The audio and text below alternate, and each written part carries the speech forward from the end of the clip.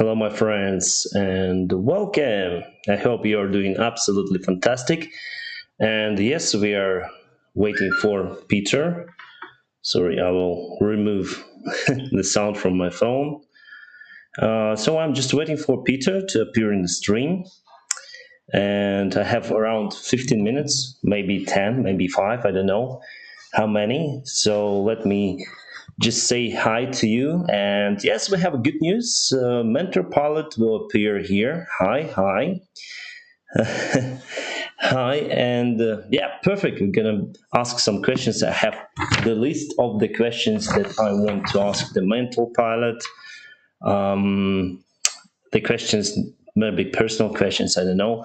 I'll not ask about the airline or very personal questions about his family or something. Finally it happened, yeah, because the last time he probably got a little bit sick. So I'm just waiting for the Skype call, and after that I'll turn on the video, and after that I will turn the screen screen demonstration for him to see us all together, and then we're gonna film with the best plane. Hey, hi to everyone. And I have one more good news, my friends. Hello Dennis, how are you? I'm great. Today we'll have a nice stream. I'll save it for sure, and I just want to access it through my phone, my stream. Yeah, for me to see your questions. And I have one more great news. Just an hour ago, I received the new Insta 360 camera for my videos. So we'll have perfect videos, again 360 videos, and awesome, my friends. It's absolutely great. So they didn't fix the camera, so they present the new camera for me. As you can see, it's unboxed. So please don't spam, or I will have to. What should I do? I will just report, or what? Hide user. Yeah. Sorry, but next time don't spam. So live chat, I will put the slow mode on, like maybe 30 seconds, because we had some spam from one of the user. And now I have the time for us to talk, right? So the new camera, but I will not film inside the cockpit of Antonov 24. I will wait for the lens protection for the camera, and later on I'll put it. I want to fly as the same Chewy flies, so I want to fly as a passenger on Motor Siege Antonov 24, very old school airplane, or maybe Yakovlev Bull C, Yakovlev 40, and there I'm gonna film on this camera. And for me to film on that airplane with high vibrations, I'm just afraid for the camera to fall down. So I already ordered the special lens protection, so I need to wait for a couple of weeks, and then we'll film. But tomorrow I have the flight to Hurghada, and I will use this new camera once again for filming, for tomorrow's filming. And now it's time to answer your questions. Sorry. Glad you got a warranty for the camera. Yeah, Frank, thank you. Yeah, I'm also very glad. I called them maybe like 5 or 10 times. Oh, Mentor Pilot is here on the chat.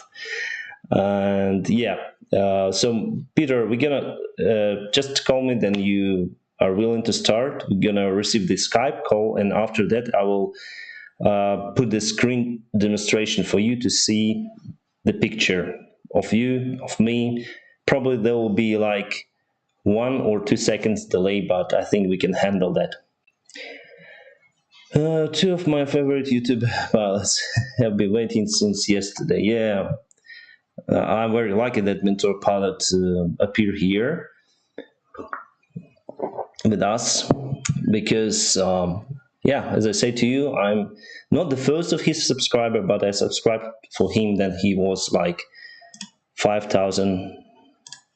He had 5,000 subscribers or something. Hey, Mentor Pilot, good to see you. Hi, Mentor, best wishes. Will you do a landing competition? I got a video of me doing some kind of landing challenges on Microsoft Flight Simulator 2020. It was more or less fine. When the Just Planes video coming out? Let me ask. So just type to them about your question. When we'll expect. Where are they? They say to me, it's been released as our next film. Looking forward. So they tell me that it should be their next big film. Dennis, hi Alex. I can't wait. I've subscribed to your channel since 3,000 subscribers. Yeah, thank you so much for your kind support. Hi, when will your video appear in Just Planes? Yeah, I already answered. I don't know, but it should be their next video. What they do is they just cut the big video, they cut into parts, and then they put this big video on their website, so you can, I think, purchase it. I don't really know, but the parts of those videos of that big video will appear in YouTube. And the video is really interesting. There were some of the interesting things happening. Then we flown we almost lost the communication, the air traffic control communication during the base leg approach, the highest approach for Istanbul airport, and we were not sure which runway was in use for us. And we called for emergency frequency call, we turned back, and finally we got some of the clearance, like some of the distortions clearance, I would say, and we were unable to understand what aircraft is going for, what runway we saw the aircraft just in front of us, and finally turned to the other runway. So we reduced the airspeed because we didn't know. Cool to see you with the regular colors. Yeah, it's just a regular. I think Mentor will not wear the uniform, so the Peter will not wear the uniform, so I just wear my own shirt as well. I already prepared some questions just for this video, Parmir. Okay, I have my own questions as well. I think we will turn back to your questions in the middle of our conversation, probably. And there you may ask them, or you may ask the questions just right now. I will write them down to the paper to ask the Mentor pilot. It will be like interview, conversation video, like his videos, like Peter is doing on his channel with guests. Good, sure, yeah, I like it also. What about that educational video as it was before? I think they are on my channel, and we will see more of those educational videos in the future. It's very interesting. I also, guys, I removed the latest video about the Ryanair flight that was intercepted, because now I'm not sure if it was intercepted or they landed with the MiG-29 also. So there are some of the questions, so I removed this video because I stated that they were intercepted. Now the investigation is ongoing, and we don't really sure, so that is why I removed it. And what I want to tell, this 1 minute video got more views than I spent like 1 day for filming video about the Airbus A380, and that video got like 1,500 views compared to 1 minute video about Ryanair. So Sometimes you put lots of efforts for your videos, but you don't have the views. But still, I will make more green board, as you can see, educational video.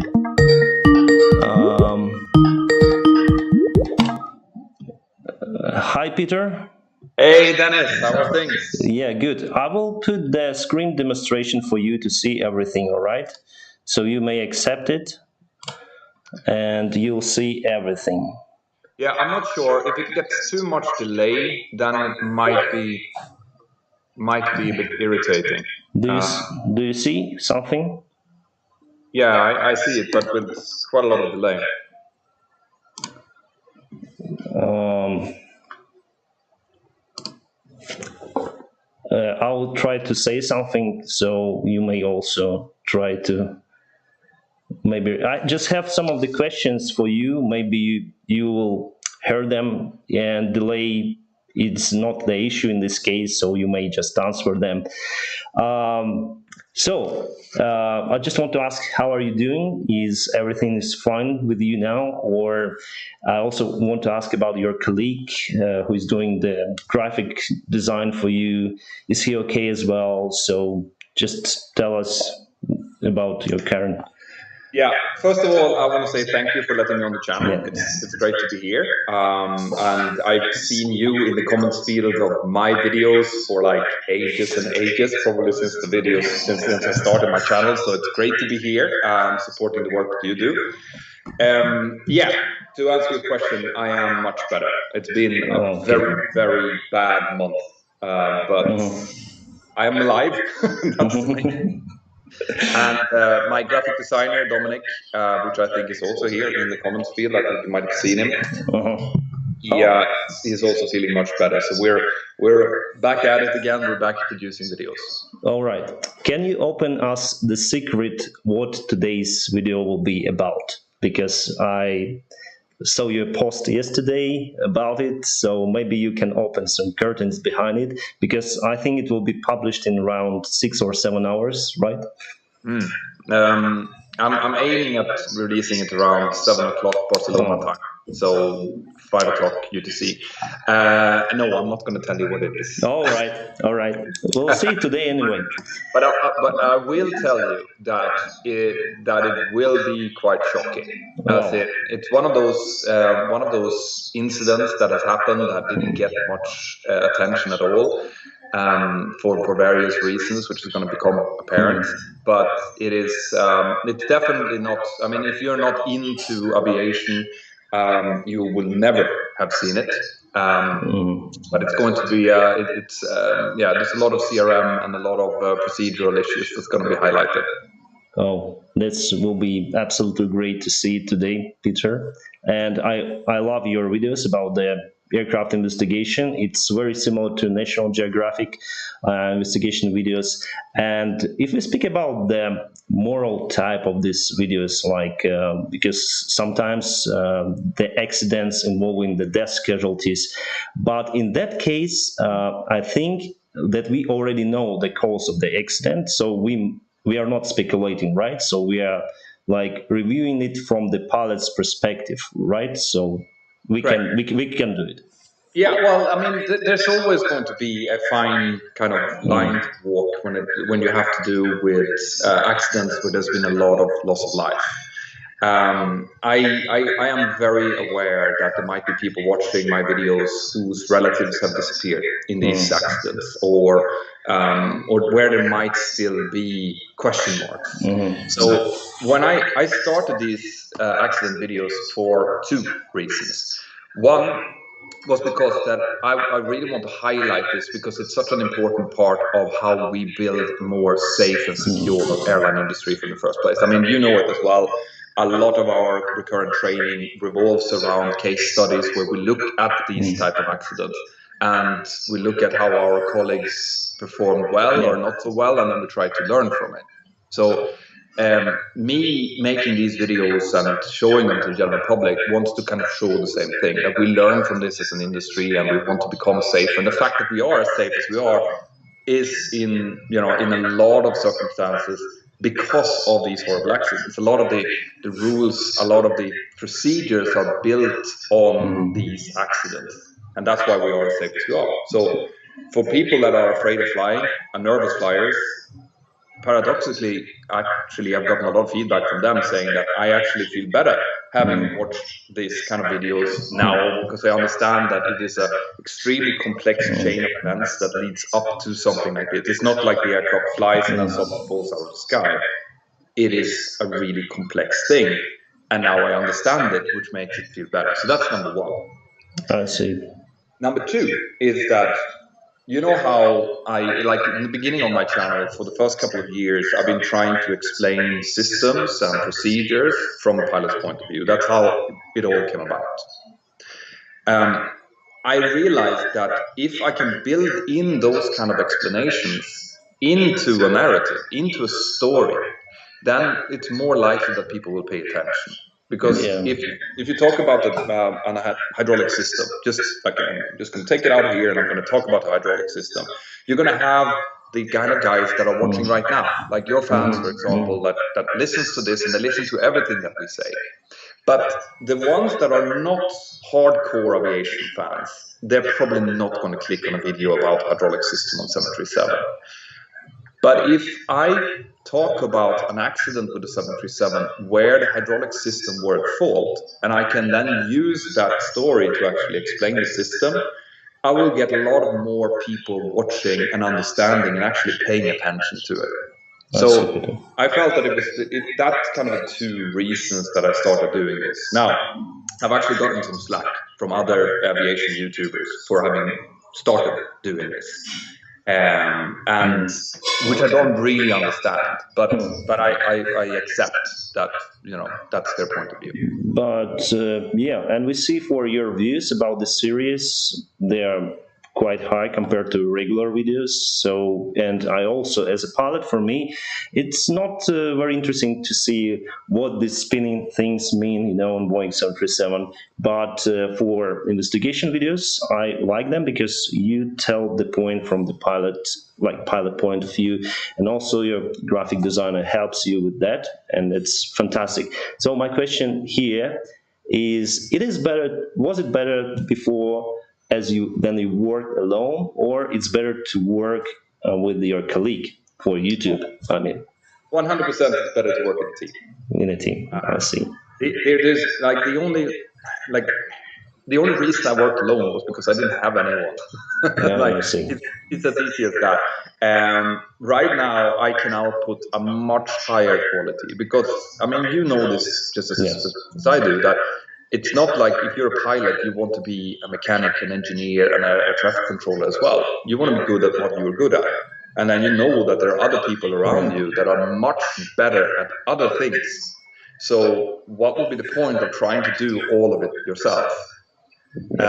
And that's exactly how I felt. Like you know how sometimes you want to explain something and you have a picture in your mind, like I would love to be able to show this profile view and how an aircraft comes down and it does that and this, but I have no idea how to do it. So I'm just going to explain it, and then I'm going to find a picture somewhere which I can put up on the screen and will kind of do the job, but not really. Yeah, for me, I now work alone, and I use just this green board. This is my graphic design. Right. And I mean that's very similar to what I did in the beginning for the first kind of 3-4 years. But now all of a sudden with Dominic, I can kind of, first of all, he's an aviation geek himself. He's really interested in aviation, so he understands what I'm talking about. And when I tell him, like, listen, I want to explain this, I don't even need to tell him sometimes. He gets the video, and then he looks at it, and then he has a picture in his mind. But the difference between him and me is that he can just put it into reality. Yes. This should look like this. They are very detailed. They are so detailed. And yeah, I like the work that Dominic does for you, and he's very talented. He's very talented. And about these air crash videos, Peter, thank you, because we had, as you remember, the accident with our Boeing 737. So your review of that one was very tolerant, and you didn't say any things, no speculations. So thank you about it, because as people might remember, we lost the airplane in Iran airspace. So I just want to say thank you for that video, because you were not speculating as always. Thank you so much. And Well, about yeah. that's a thing that I feel is really important to point out here, and that is that there is there's a huge difference between accident videos which have a concluded final report and accidents that are ongoing. Okay, so after, for example, the Pakistan Airlines crash that happened last year, was it 2 years ago now? No, it was last year. The pressure on me to do something, to say something, was enormous. But I've always made it very, very clear that, once again, I am not an accident investigation expert. There are accident investigation experts that are doing that job at the moment. So unless they come out and they have a final report that they have signed off, like, this is, in our view, what happened, I am not going to be speculating on it, because it would be unfair against anyone. The involved crews, their families, the victims and the families of the victims, they don't want to have someone like you or me sitting here speculating on something that we really don't know anything about. And yes, so I agree with you. Until the final report is released, we cannot say the cause of the causes. So yeah, thank you, Peter. And about your previous experience before being a pilot, you were the firefighter, as I know, in airport. So do you think this experience helped you in some way? Maybe some, I don't know, mindset to how can you deal with the problems in aviation or something? I believe that anything that you do, any experience that you have, is going to shape the way that you operate as a pilot.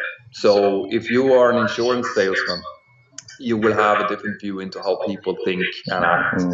If you were working as an airport firefighter like I am, obviously that is directly connected to the work that I'm going to do. So I understand from a very, very kind of basic, or from a very high level, what's going to happen in case the worst thing would happen, if we would have an accident or an incident. I know how the firefighters think and work and what I can expect from them. So of course I bring that with me.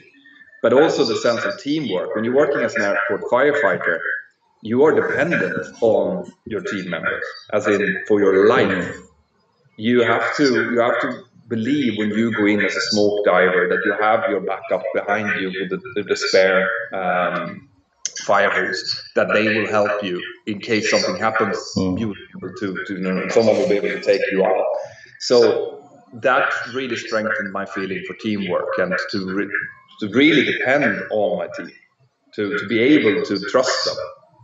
So yeah, absolutely. And when I was a firefighter, I was also a ramp handling agent. So I was loading and unloading bags, and I was cleaning aircraft, and I was doing all of those things, which is something that we depend on now, before we get onto the aircraft and when we're on the aircraft. Sometimes I see quite weird attitude to those handling guys. Oh, just call him. So this guy is running around the plane doing his job, and I always respect those guys, and I know many of them would like to be pilots. And the problem now is that we see you can be the best of the best, but you still really need money to become a pilot nowadays, unfortunately.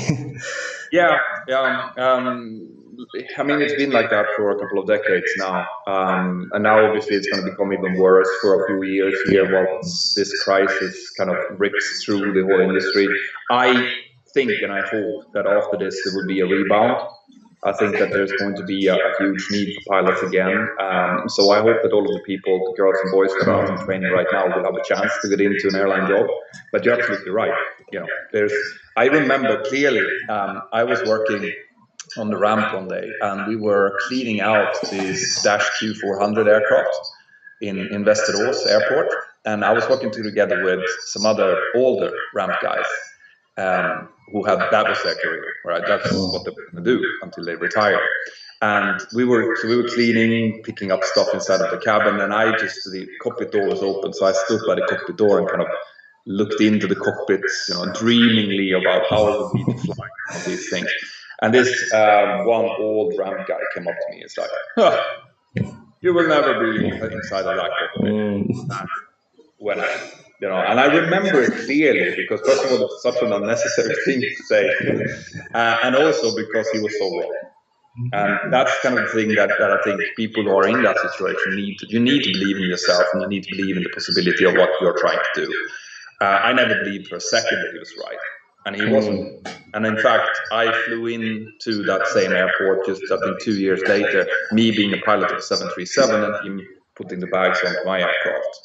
And I went out and did a walk around, and I think I even met the same guy, but in full uniform, which is an almost epic thing. Yes, indeed, indeed, it was interesting. That's the thing that people need to remember: that you don't kind of abandon your dreams. You have to believe in yourself. So you built your career just from handling, firefighting, becoming a pilot, becoming examiner on 737. Absolutely great career, and many of things in aviation from the bottom to the pilot perspective. And I want to ask you a question, Mentour. What it's about the APC, Airline Pilot Club. So tell us, please, what are the main purpose of that Airline Pilot Club? I think you are very deeply involved into this, and I saw a couple of your videos. So for me, I see if the training facility is certified.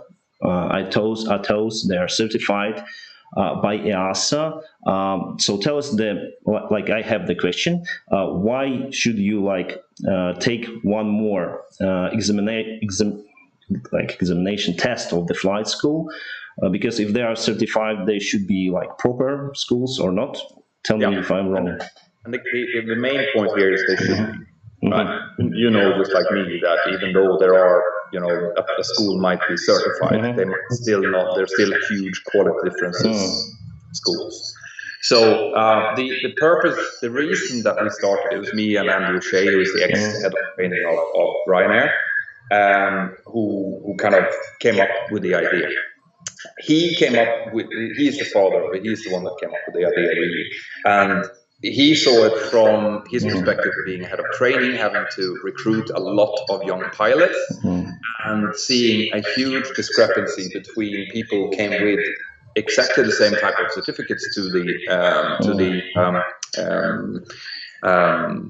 recruitment screening, but there were enormous differences in knowledge levels and competencies. So he asked himself, why is it that we are having a 50% fail rate?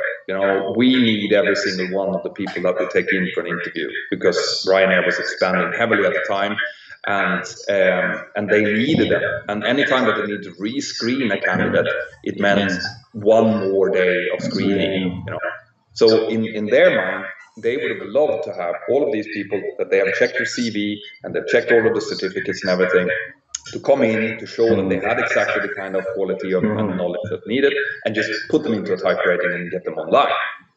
But that didn't happen. So his question was, why is this? And he started realizing that there is a huge difference between where you've done your training, right? If you've done your MCC training, for example, in a good school on a 737 or an Airbus 320 or something with really good instructors, well, then you come into the assessment and you know how to work in a dual pilot environment. But then you can get the same MCC certificate in a Fresca, one of those fixed base simulators that is not like anything else, with someone who's basically just signing off the paperwork. And those MCC certificates were just as valuable as the MCCs that have been gone in 737. So he came at it from that perspective. I came at it from the perspective of having to reach out through my channel and seen hundreds of thousands of people who wanted to become pilots, who were asking, do I have what it takes? Do I know enough in order to become a pilot? Do I have the best math skills, physics skills, all of that? The same questions that you are getting as well. Okay. So we thought, what can we do? What can we come up with? And what we came up with was, first of all, we want to try to fund flight training, right? We want to try to create a way for people who have been cleared by us or by our organization to get banks to kind of provide the finances needed to do flight training, because there's an ocean of people out there which has really good kind of basic skills, and they could be fantastic pilots, but just like you were saying, they don't have enough money, and so they will never go for training. Okay, so that was the foundation. Let's see if we can find the right people, and we'll do that by doing an indicative assessment first to help the student. Someone who is unsure if they can become a pilot can go in. They can do an indicative assessment, and they can get feedback. Crucially, feedback saying that, yeah, your English skills is not that good, but your math skills are good, and this is good. So go and improve your English, and then you can go for a full assessment. And then we could use Andy's exceptional knowledge of flight schools all around Europe and even around the world, and his way of kind of checking these flight schools to determine which flight schools are good enough.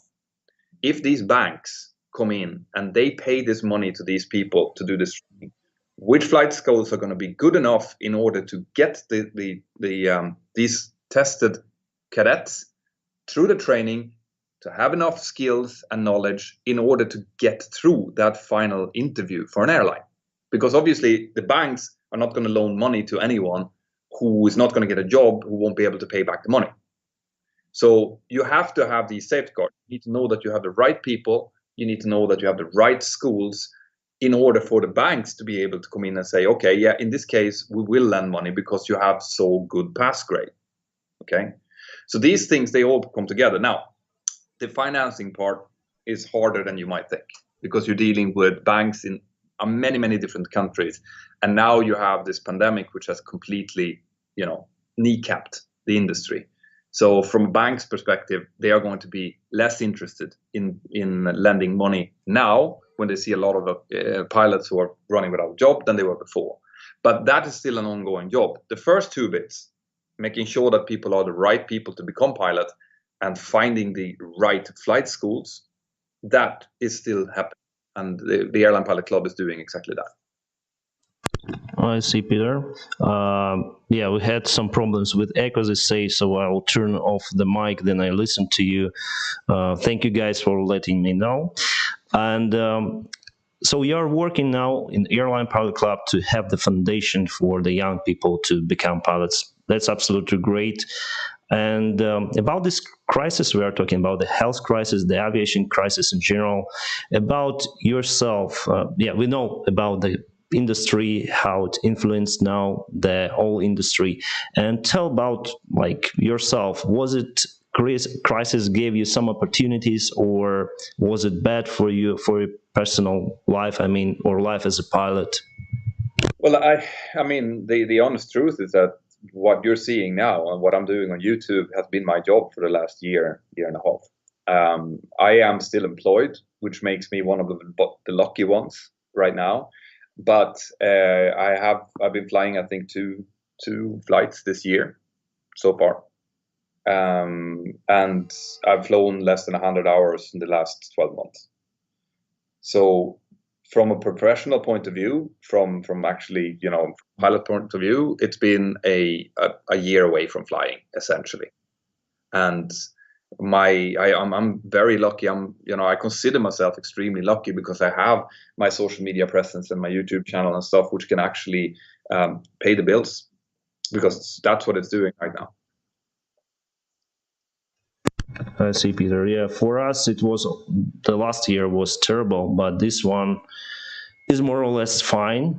But we still have lots of pilot furloughs, layoffs, etc. So yeah, I'm happy that you're still keeping your job, because yeah, you need to have the job to provide this wonderful content, because yeah, your job is also the part of your personality as a pilot. And you are examiner the Boeing 737 examiner. Once I called you examinator because in my language it's examinator, so it's examine. I call you examiner. So were there any cases in your professional life then you have to say to someone, the first officer, the captain, that sorry, you are not going to pass, you failed today, try another time? So were there any cases like that in your flight simulator checks, maybe check rides or something? Oh, absolutely. Yeah. I don't think that you can be an examiner without coming across situations where you need to fail people. That happens. Often it's a very easy choice, actually. It might sound like it's a very hard choice, but the fact is that when someone doesn't meet the required safety standard, especially in the airline that I'm employed in, it's all about trying to get them back up to that standard. So if someone is not meeting, they can't do an engine failure after takeoff, or they're showing a knowledge level of systems and stuff that that doesn't make them safe, then the fair thing to do is to tell them that you passed on these points, but unfortunately here we can see that this was not good enough. And what happens then is it's not like you are the Grim Reaper who's coming to chop them off. What's happening is like you tell them, so what's going to happen to you now is that I'm going to write this report, which is going to go to the training department. They are going to make a dedicated training course for you. In most cases, it's only a few exercises that hasn't done well. You are going to go through that training until the instructor feels that you have reached the level needed, and then you will be retested. And then once you retest that successfully, you go back up flying again, and that's it. But I mean, this is the fail-safe. We are the gatekeepers, the ones that make sure that there's nothing nice or good by letting someone back into the cockpit who shouldn't be there. Not for them and not for the traveling public. So failing is an essential part of this, but it happens very rarely, I should say, very rarely. Yeah, I understand what you're talking about. Once I asked our instructor, examiner, and he said it's very easy to decide. Just imagine then you put your wife and kids with this captain on board or with this first officer. And yeah, sometimes it's happened, but I would agree it's very, very rare case. The hard points are the ones that are on the limit, the ones that are very close. Fortunately, the way that the system is designed with checks is that you, as an examiner, if there is someone who is on the limit only on one thing, for example, everything is done quite good, and then you have one specific part that is not up to standard, you as an examiner have the ability to recheck that, as in like do a repeat of something. So let's say someone has done an engine failure after takeoff and they have made a complete shambles of it, but the rest of the check has been really good. Well, then at the very end of the session, you can actually like, okay, guys, we're just going to do one more thing, and you do another engine failure after takeoff. And if they then handle that well, then you are allowed to pass them anyway. So that kind of takes care of these ones that are a little bit on the line. But when you have someone that is doing on, very much on the line, and then below the line, and then on the line, and then below the line, well, then there's no question. Then they need to get a little bit of training done in order to get back up to proficiency. Peter, what do you think about what would you like maybe to change in pilot training, maybe, and like one extra question, what's about the EBT, evidence-based training, that's actively introduced now? Yeah, so tell me your opinion on that. Yeah, that's where we should be going, right? Evidence-based training, which essentially is that everyone gets their own little training depending on their own strengths and weaknesses. The way that the training is done now is that it's kind of one size fits all. So the checking obviously has to be like that because it has to be fair, right? You have to have a baseline to kind of see where are people. But then once you have found out that baseline, so let's say you and I do a check together, right? And we have different strengths and different weaknesses. So my weakness is on technical knowledge, for example. Your weakness is a little bit on crosswind handling. Well, then it would make sense that if there's time to practice, which it always is now. I mean, we have recurrent training, not just only recurrent checking. That you will be doing a bit of crosswind handling, while I will be, doing some complex QRH works, depending on the technical knowledge that I've seen to be missing. So I like it to go that way. But the way it is right now is that it's also one size fits all training. So everyone does the same training, no matter how, no matter what the weaknesses are. So if we are to become even better, and I'm not saying that the training is bad now, because I think it's really good and it's definitely going this way. But if you want to have it excellent, you want to make sure that you can look at Dennis and Petter, and both of them is going to have slightly different training profiles. And also you'll be able to track it. So you can see that, well, actually Petter has had now 3 different checks where his technical knowledge is not great. Maybe there is something else going on here. Let's go in and dig into that. Thank you, Peter. Peter, what's about you are actively on YouTube, on other social media like Instagram, sometimes on Discord. So would you recommend, well, it's my personal question, to focus on few, or rather than grow many platforms? In your particular case? Well, what I've found is that what I'm trying to do is I'm trying to reach as many people as possible. Okay, I want to reach out so that people that are interested in aviation or are afraid of flying or things like that can get access to my content. And the only way to do that is to be on multiple platforms, because there are a lot of people who might not actually use Facebook but are using YouTube, for example. Now there's a whole new generation that's coming up through TikTok, which I know that you are quite big at. So you see the power of the algorithm in TikTok, which is reaching a completely new audience. So I actually am for, and that's why I have so many different platforms, to kind of be omnipresent, to be everywhere. If that's the goal. And I mean, like I've said, this is my job now. Like for the last year, this is what I've been working on, and then I have to be, in order to stay relevant, I have to be in all these different things. And I mean, TikTok is it's the new generation coming up. So people on Facebook and YouTube and Facebook, they might be in their like 25s and upwards. But if you want to reach the ones that are 15 and up to 25, they're more likely to be on TikTok. So I think that it's a good idea to kind of to spread it out a bit, but also be realistic. I have a whole team of fantastic people that are helping me out on all of these different platforms. And I have delegated a lot of the responsibility for what's being posted and stuff. For example, I have a guy, Adrian, who's in flight training right now, a wonderful young man from the UK, who is taking care of Facebook. That's why you see so many memes and stuff coming up, because he's finding those and he's published them for me. It's not like I am looking for all of those things. And I publish my things, like my pictures and lessons and stuff I want to do. On Discord, I have my webmaster, Brian, together with another guy called Jack, which is also a lovely young man, who's helping out to kind of deal with Discord. And Jack is the one that's setting up all of these group flights in Microsoft Flight Sim and doing aviation quizzes and stuff.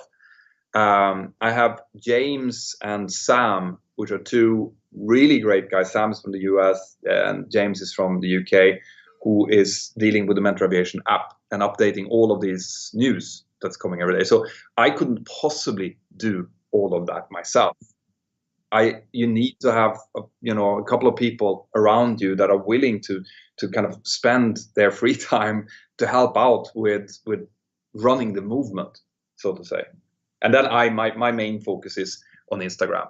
Both Instagram and YouTube. YouTube is the main focus, what I'm doing. So what's happening now is that while the other guys are kind of dealing with these other platforms for me, I am sitting together with Dominic and working, because it takes a week. It takes at least a full week to create one of these documentary style videos. So that's what this is what I'm doing. Like here in the background, you can see what's going to be my next week's video, because I'm scripting it up as we speak now. So I have found it, I have researched it, I'm now scripting it. It's like 7 pages here so far, and then I will start to film it.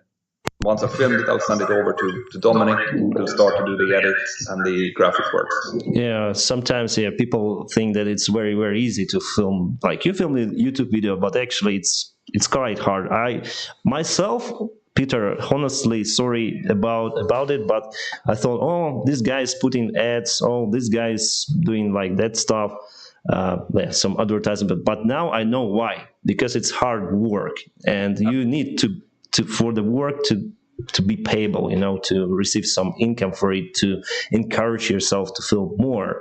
And yeah, absolutely. Not only that, I have to, like, obviously I'm paying Dominic for the work that he does. Yeah. So I have he's part-time, almost full-time employed. And the level of genius that he has costs money, of course. So like there is cost to it. And what happens, and I think this is what people get wrong, right? They don't understand, is that when you start a YouTube channel, you generally suck, right? Anyone who starts a YouTube channel always sucks. But they might have really good knowledge that they want to share. So, if Stephen Hawking would have started a YouTube channel, he would have sucked badly at it, not only because of his way of speaking, but the way that he wouldn't know, even though he's a genius, or he was a genius, the thing that he tries to explain, because he doesn't have the right lighting and the right audio and the right everything in background and graphics and stuff, it's still not going to be good, okay? But you can sit with passion and you can sit and talk. If you look at my first videos, it was me sitting in front of an iMac and just a talking head. There was no graphics, there was no sound, there was nothing. It was just the normal iMac stuff. But I was talking about stuff that I felt very passionately about. Okay, so the subscribers started to grow just because that here's a guy that loves his job as a pilot, and he seems to be able to explain it. Okay, so that's how you start. But then you realize after a while that you need to improve. Okay, so you start to like, okay, I'm going to buy myself a mic, and then I am going to get myself a little bit of lighting. Okay, and I'm going to get this editing program, and I was going to start working with that, and you constantly improve. And as you improve, hopefully the amount of subscribers will rise as well, but your costs and your time will increase. So while at the beginning it took you 10 minutes to do a 10-minute video, after a year it'll take you a day or two to do a 10-minute video. And after, like in my case now, 4 or 5 years, it takes a week to do a video. And I wouldn't be surprised that in a year or so it's going to take me a month to do a video. The increase, they're like a very small increase in quality. It's a huge increase in time. I understand. And Peter, if we speak about YouTube, what are your next plans? I mean, now you're going through the investigation videos, and do you have, or you just want to keep the plans secret? No. I don't want to become only an air crash investigation channel. Okay, so I'm very cautious about that. Now, I have done a few of them because it's kind of like, practice makes perfect. The more videos you do in a certain genre, the better you become at doing them. So now I'm doing a few so that we kind of get into the workflow, because that's another thing. You find a workflow, like for example, like my notes here in the background. I know now what I need to do in order to get one of these videos out. And when you do that, it's kind of familiar. It's easy to continue doing a type of video that you're doing at the moment. However, I am fully, like, my plan is to continue doing technical videos.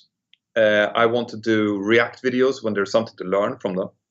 So rather than trying to do something which is hilarious, I try to find something like, for example, that viral Royal Amarok video 737 that couldn't take off. I found that fascinating. So I think there are a lot of stuff that people can learn from this. So let's do a video on that. So I want to try to do those kind of videos when they come up, and they come up quite often because almost every day on Twitter and stuff, there's going to be these videos about what's happening here. Why did they do this? And there is always an explanation to it. So I want to do those type of videos, but I am also going to start doing. I'm planning anyway to kind of go and do more simulator stuff and hopefully involve other people in that. So that's a plan that's coming that's coming up, if I see like far into the future when I can start to work to travel again, then I will definitely travel to some simulator centers and do some really cool stuff, hopefully together with them. You mean the real full flight simulators? I see. Yeah, I saw your post about the Airbus 320, probably. Yeah, you already tried it. As No, far no. and this is one thing that I want to do. I have been like there was a question that came up. I don't know where I saw it, but they always come up like, could a 737 pilot fly an Airbus 320? And I thought that would be a great video to do, but you have to find one of those pilots. And then I realized I've been inside of an Airbus 320 cockpit for like a total of 2 minutes as a passenger, looking into the cockpit and like looking around and then going out again. I have never flown it on flight sim, as in flight sim 2020 or X plane or anything like that, because I don't really do much flight simming. So I don't know anything about it except for what I've learned through air crash investigations and stuff. So I would be the perfect guy to do this. So what I'm looking into now is trying to find an Airbus 320 simulator. And what I want to do is I want to film myself, put myself into a situation like that. Like, okay, you're at 30,000 feet here. Get into the left seat. There's no one else there. Talk to air traffic control. See if you can get this beast down on the ground. Because I wouldn't recognize a single button inside of it. And I would think that would be really fun. Now, whether or not that will actually come out on the channel or not, that's a different thing. Because if I would absolutely suck in not being able to get it down to the ground, it probably won't get out on the channel either. But if I manage to get it down, then yes, then you can expect to see it. It's the perfect idea, Peter. Actually, I want to say that I was inside the full flight simulator. Actually, I've flown it, the Airbus 320, the Airbus 330. I was lucky to fly like some assessments with some airlines. They didn't hire me because of the different things. I passed the interviews both times, but they didn't hire me because of the other things. And I would say that I like it. I like the Airbus, and also we have many of the pilots who've flown Airbuses before, and they say compared to Boeing, it's more modern, it's more new, and if we would have the Airbuses in our fleet, they would prefer to fly Airbuses. For me, it was like more comfortable, flying with the side stick, because nothing between your legs. I mean, no yoke, nothing. So it's very comfortable. And flying the exercise, so they say to me, like, turn with 30 degrees, climb with 500 feet per minute. I just put the stick, release the stick, and then flies on its own. So it's a fly-by-wire, very, very, very easy. So what is your opinion? A or B? The classical question.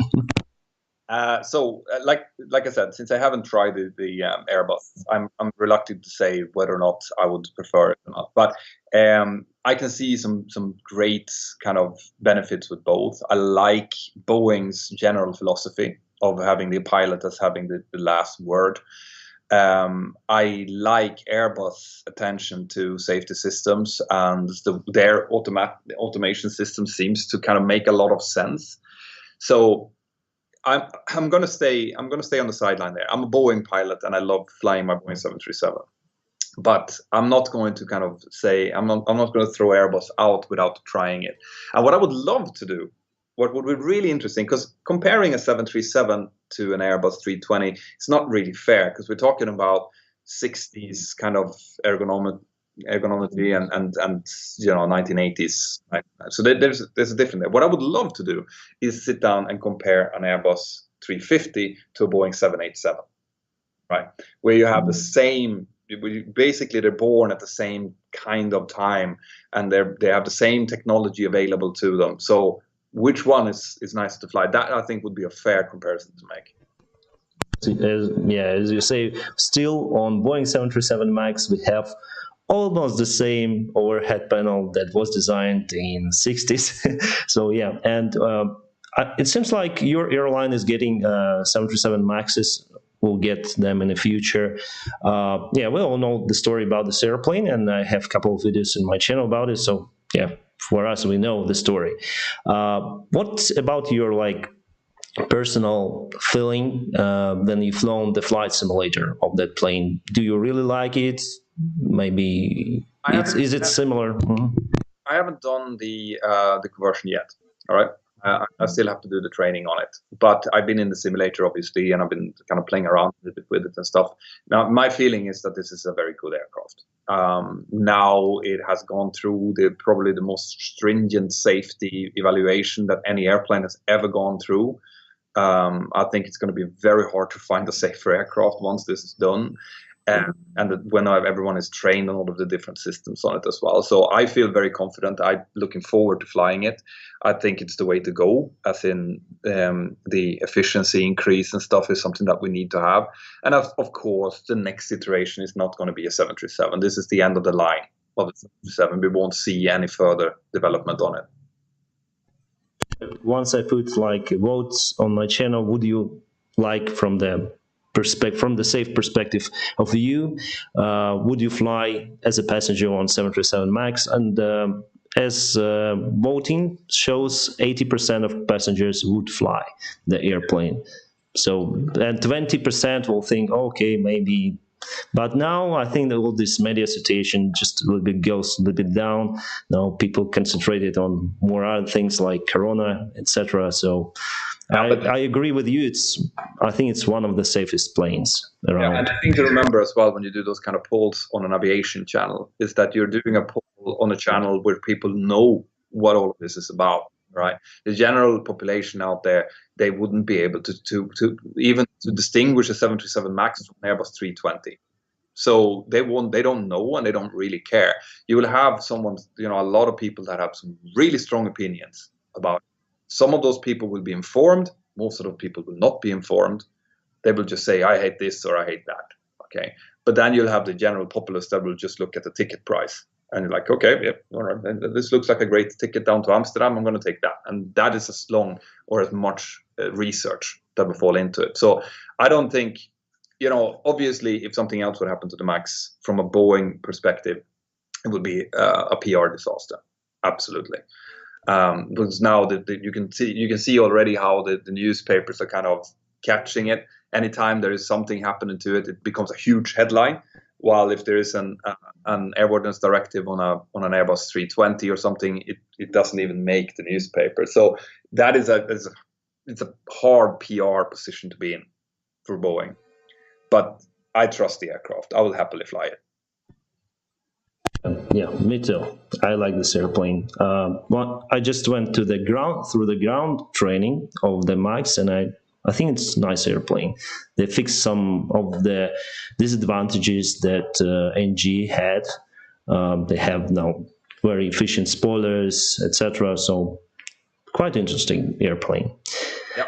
Peter, it's now 40 minutes already. Are you willing to continue? Or if you have more questions, shoot. I'm here. No, I finished with my questions. That's what I'm. Maybe I'll try to search for some of the questions from my viewers. Yeah, sure. Yeah, they all confirm about the Max. And the same questions here about the NG and Max. So basically, same airplane with different engines. Peter, what do you think? What are your attitudes with other YouTubers like Captain Joe, Blank Larry? I saw your streams with many of them, and do you feel like you have competitors, or you feel that it's okay? It's the more aviation YouTubers are on YouTube, the better it is for everyone. So tell me your opinion. Yeah, me being here with you is a kind of an indication of what I think when it comes to YouTube and competition. YouTube is a different thing than television, and what I feel is that when Captain Joe has a very successful video, people will watch this video, and then the next video they will go to me. Right, I will be in the suggested field next to him. So Captain Joe has a great video, will benefit me. If I have a great video, it will benefit 74 Gear and it will benefit you. So we are actually not competing for the audience. Most people there are watching many. If you're into aviation, you want to see different YouTubers because we all have slightly different perspective on things. And so there is really no competition. Okay, I am I don't have really a relationship with Joe at all. We had some initial communication a few years ago, but after that, I haven't had any communication with him. I had a great collaboration together with Kelsey from 74 Gear. Now I haven't talked to him for a while for different reasons.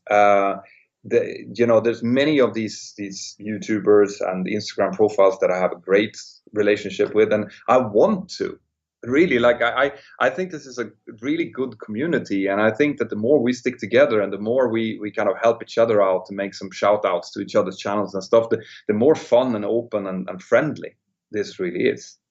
So that's my view on it. And you've seen me, like if someone reaches out to me and I have the time, I will happily go on to a channel that doesn't have any subscribers to help them out, because that's what people did to me when I was a small channel. And I would love, I would love to be able to help others.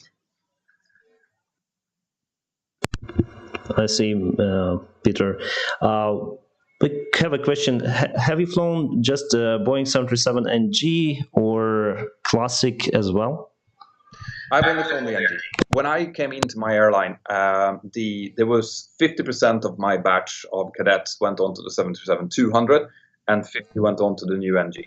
Okay, and I was in the NG group. So there was a chance there that I could have flown the 200, which I would have loved to do, actually, because everyone that has flown the 200 says the same. They say it's like driving a sports car. That thing it's the size the 737 was built to be. It has the engines that are rolling, that just ripping the sky apart. It's a great aircraft. You can fly it at 300 knots until 10 nautical miles, and then you just take the thrust off and it just stops in midair, and then you can go down and land. Obviously, the NG does not do that. So I haven't. I've flown it a little bit in a simulator because we had a 737-200 simulator when I was on SFI, and we could kind of sneak in and go out flying with that a little bit, but I haven't actually flown the real thing. Wow, interesting.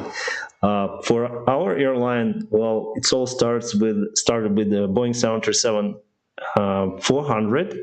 Then they changed to 200. I don't know why they downgraded, and after that they took Classic. And I was lucky to fly the Boeing 737 Classic, and I would say it handles in a better way on a glide slope during the gusty winds, turbulence. It's more responsible for the manual controls. But I really like the NG. It has more automation, it has more screens, but it's a good experience, to try to fly in other airplanes. And I saw some of your videos and also on Instagram. It's rarely happened, but you fly the small airplane, right? Diamond or something. There was a video on YouTube. Yeah. No. I was visiting the Atlantic Flight Training Academy up in Cork. So they offered me to go up in their DA-42 and try it out, which is like a little airliner. It's a fantastic aircraft. So what's your opinion? Is it good for the airline pilot to fly the general aviation airplanes, or you can have bad skills flying? No, I think airline pilots that fly general aviation generally are really passionate about what they're doing. So I don't see any downsides to doing that. Well, in fact, I would love to pick it up. I haven't done any single pilot flying now for years, but it's been more like, how it is when you've been working a full week with 4 sector days. You don't really want to go out to the airport on your off days. So I've had a little bit of that, but now since I haven't been flying for a while, I can kind of feel the aviation bug coming back. So I'm thinking about picking up the general aviation bit again. Yeah, I see, Peter. Thank you. The guys asked me about the situation with your airline over airspace, but I think it's not better not to discuss it today. I think so. It's better for everyone. I think so. What was the most difficult thing happened when you was flying the airplane? The most difficult thing. Yeah. as you know, the 737 NG is extremely safe. As in, you can fly a whole career without anything major happening. And in fact, in my case, the biggest thing I think I've had is flap problems, where I haven't been able to extend the flaps. And we had a flap asymmetry and things happening. Otherwise, there's small things. I had an engine overheat, which, as you know, is kind of a big thing. But we managed to solve it before it became an engine fire, which is good. But otherwise, it's these tiny little things, hydraulic issues that you can solve by the backup, or So the NG, and this I think is something that people need to understand, is that well-maintained, brand new aircraft nowadays are extremely reliable. As in, it's very rare that something major happen on those. So what tends to be major that happen on those tends to be pilot induced, as in, you, for whatever reason, maybe you take too little fuel, as in you have to divert, and then you find out that the weather is worse than you thought, and you get into situations like that, or you force yourself into a corner by flying into really bad weather areas, trying to land through thunderstorms, things like that. But the aircraft in itself, technical wise, tends to, because it's so well maintained, very rare that something ever happens to it. Yes, I would agree with you, and I have the video on my channel about the safest airplane in the world, and actually the 737 NG is the safest according to some kind of research, that it uses all technologies, but the loss life rate or something on this airplane is the lowest possible. So the Airbus rate 20 is also very close to it, but interesting, the Boeing 737 NG has the lowest death rate from all of the planes per million flights, let's say, per million flights. The more of these aircraft are around, the more passenger kilometers they fly, the easier it is to kind of get high up in those rankings, providing that they don't crash, obviously. but I mean, you like it. The thing with statistics is that you have to be a little bit careful with it. You saw, like, Concorde was the safest aircraft until it was the safest aircraft. One crash did the difference between those two. But the 737, I mean, it's a workhorse. It's like a Volvo 240. It just works, and when something doesn't work, you can fix it fairly easily. Yeah, very robust airplane. And Peter, the question is, how do you deal with hate from fans, with haters, let's say? So fortunately, a part of my strategy, a part of my social media strategy, is to always try to be positive and constructive. So to try to help, and to try to honestly be, like that. You can try to fake doing that for a while, but if that's not really your nature, it's going to be really hard to do over time. But I try to. If someone asks me an honest question, I'll give them an honest answer. So I have been very fortunate to not get much hate, almost at all. Like, I have, I think, a 98% like rate on my videos. I get very rarely I get some hate, but it does happen, of course. And if you go through all of my comments, there will be someone saying that I'm an idiot because I think like that, because I said like that. The key to deal with that, obviously, is just leave it. First of all, there is an enormous amount of trolls out there. And the trolls, what they will do is they will say something like that. I think that you're a red-headed idiot. Just to get me to respond, well, why do you think so? And I mean, if I would go in, if I would fall into that trap, and I would go in and it's like, well, I was born redhead, and I'm not an idiot because I have this and this and that. You're feeding the trolls, and the only thing that's going to happen is that you're going to get more and more and more and more. So what I tend to do is that if someone says something like that, if someone says something really obnoxious in a comment, I will go into what they're talking about. Okay, so what is the actual point that they're making, and then I will, in a polite way, explain my point without actually going into the fact that they're being obnoxious, to try to do that. Okay, so if they have an actual question or an actual point of view that I disagree with, I will just be telling them that this is the fact. Okay, this is how it works. That's it. Normally, I will leave it at that. In most cases, if there are real people, when you can kind of know, you can kind of see that from the comments if it's a troll or if it's a real person, because a troll would just say something obnoxious and nothing else, while a person that is actually upset about something you've said, they will actually have a point to make. They're like, you don't know anything about what you're talking about because the 737 engines are not flat because of that. It's because the Earth is flat. You know.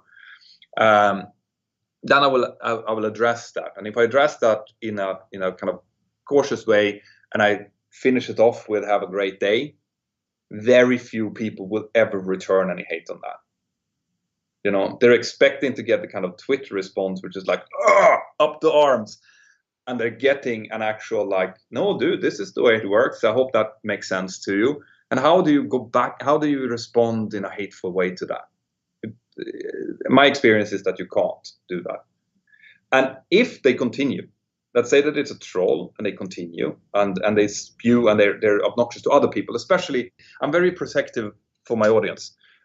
Especially on the Mentour Aviation app and on Discord. If someone is coming in and they're actually attacking other users, not me, but other users, that I will not let stand.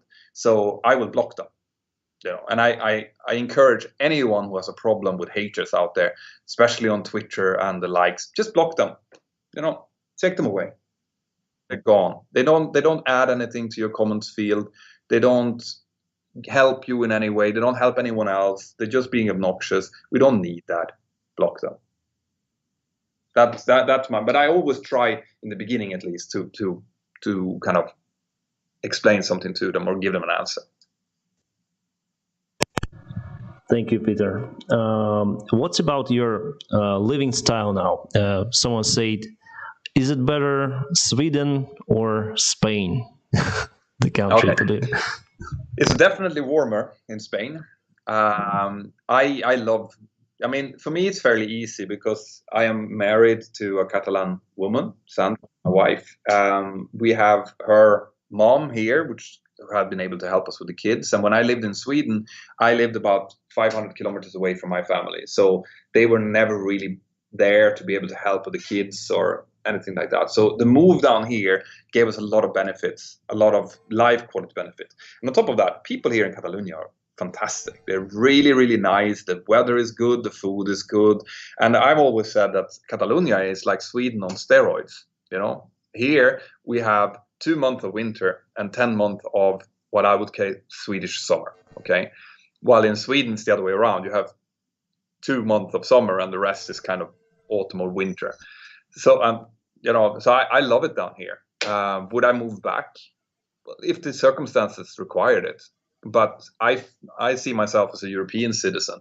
So for me to live, you know, 500 kilometers away from my family or 3,000 kilometers away from my family, it's kind of the same distance with a flight anyway, you know. So it took me 8 hours to go from Nyköping up to Örnsköldsvik when I lived in Sweden. It takes me 12 hours to go from here to the same place.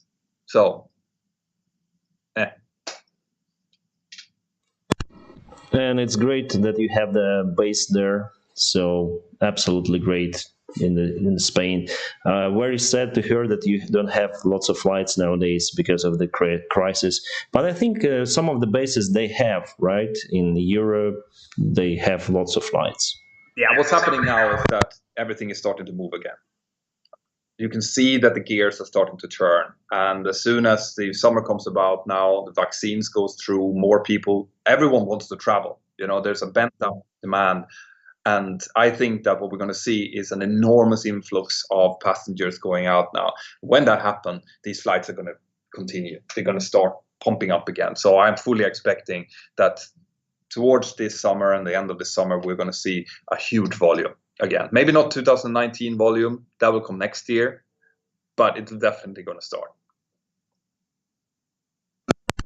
Yeah, thank you, Peter. And we almost 1 hour here. Are you okay? Because you say you have the appointment, just don't want to. I was just going to check that. Make sure I don't miss the doctor's appointment here. That would be a bad thing.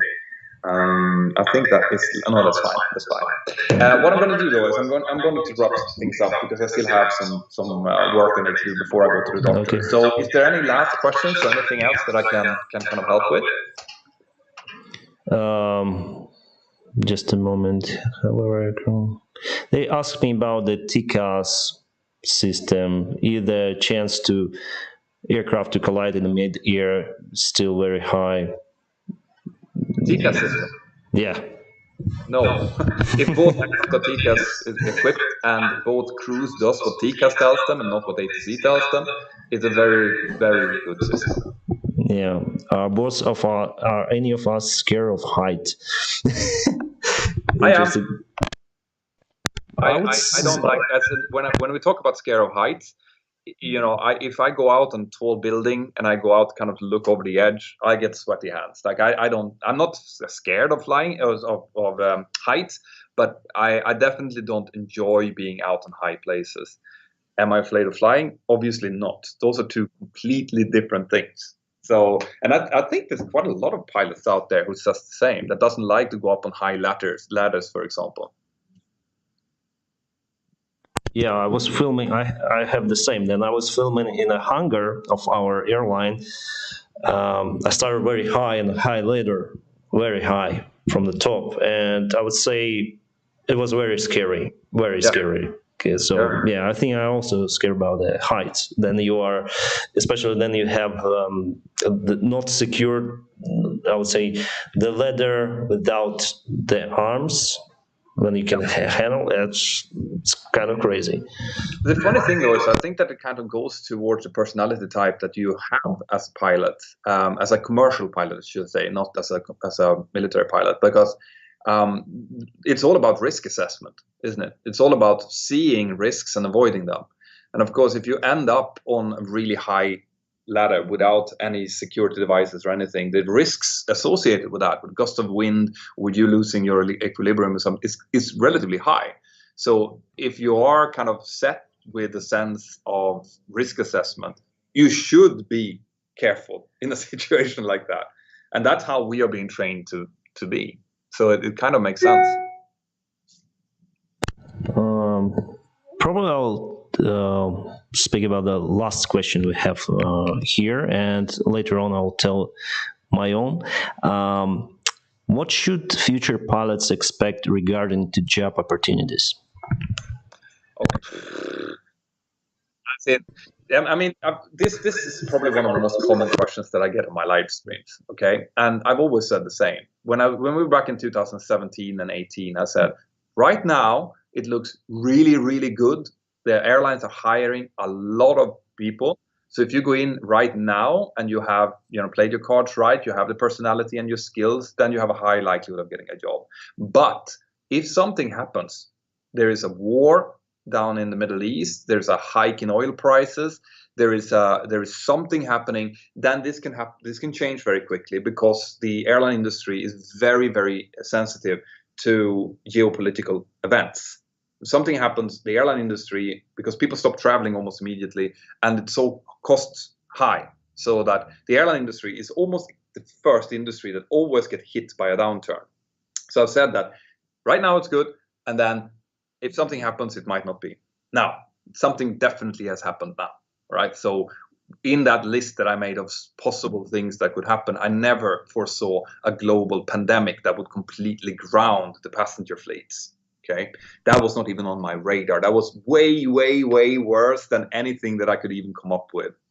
So that has happened right now, and that is sending shockwaves out. Now, in that, you have to realize that what's happening now is that the baby boomers, the ones that were born in the 50s and 60s, right? That's the biggest generation, the great generation, which it's referred to. They are in their 60s now. Okay, so 60 to 65 for pilots is where pilots tend to be looking at the exit, right? That's where you want to start to retire. So a lot of that generation of pilots, they came into this crisis, and their airlines might have gone bankrupt, or they might have been furloughed or whatever, and they would have said, listen, I'm not going to go through another OCC course. I'm not going to learn how to fly another type or another SOP. I'm just going to leave it here. So a huge part of that generational change is happening right now because of the pandemic. Some of these pilots will never come back into the workspace. On top of that, there's also been, I think, a shock to a lot of people that thought that they had a relatively secure employment. And then this happens. and they realize that they don't have such a secure employment. And during this year, they have been forced to do something else. There's also some people have been working, they've taken up careers, maybe they had a degree from before that they've gone into. And quite a lot of those people, which I've actually talked to, they're saying, I might not actually go back to flying after this because I don't want my family to be subject to that type of risk. I have a new employment, which I might not like as much, but it feeds me. I'm home every night. I have a fixed roster. I'm going to continue doing this. So I think that a lot of pilots will actually leave the workforce permanently because of this crisis. Okay, that's number one. Number two is that with a kind of crisis like this, there's a shakeup of the aviation world. So there will be airlines that have been shrinking and that will continue to shrink, and maybe someone will actually disappear. But there are also airlines out there that will take the opportunity to grab market share now and to expand and to go into markets that they weren't in before and actually press, for example, airports to actually start making new connections, right? And those airlines that views, the old saying, never waste a good crisis, they will most likely expand more than they were actually planning before. So those will be hiring a lot more pilots. Okay. So if you take all of these things together and the fact that China is still rising and the Middle East is still rising, right? I think that there will be, in about 2 years or so, when this has stabilized, when we're back, there will be an enormous surge for pilots, especially experienced pilots, but also new pilots. So in 2023, 2024, I think there's a great chance of getting a job as an airline pilot based on my experiences. Okay. Right now, this year, next year, it's going to be very bleak. Yeah, I do agree with you, Peter. And I also wrote the article of IATA prediction when we were going to get back to 2019 level of flying. In best case, it should be at 2024, as you said. So for now, I think if you guys think to join this wonderful career as an airline pilot, I think it's the good time to start. Yeah. Good time to join the flight school right now, yeah, because the price is lower.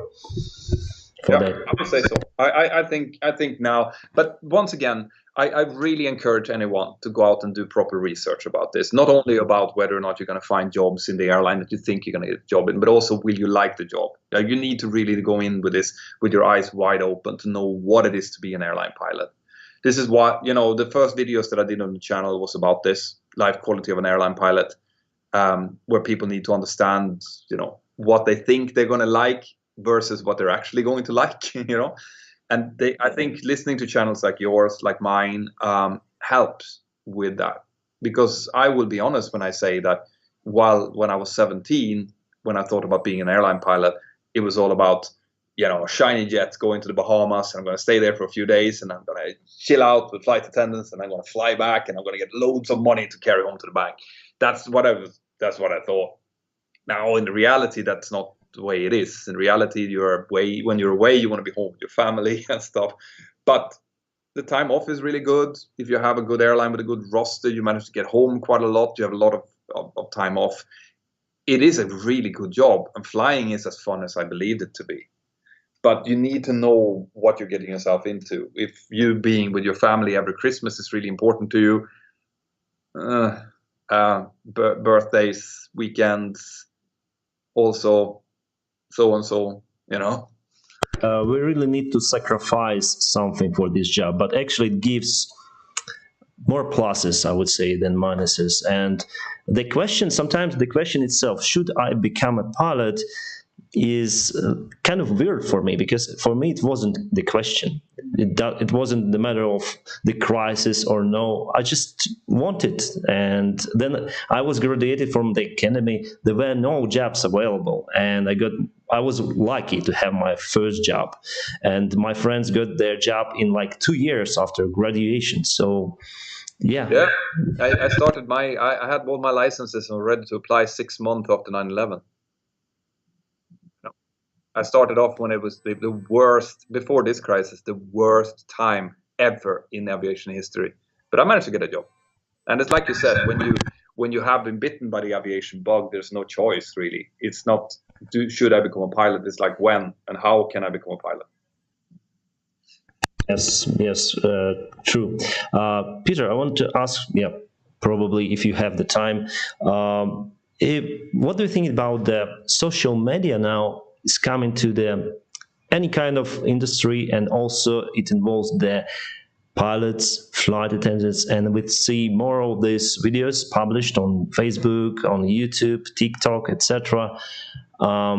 So speaking about myself, some people ask, is it okay to film inside the cockpit? It wasn't okay before, but we have the new regulations and we don't have the strict regulations anymore for filming inside. However, like the camera should be fixed, then you are below 10,000 feet. You cannot be like interfered with this camera. And about other stuff like pictures, I know that some airlines are very strict about it. So tell me like your personal opinion about this social media stuff. Yeah, so social media generally is a good thing. I think it opens up a window to a world that people don't get to see. That's why I've been doing it.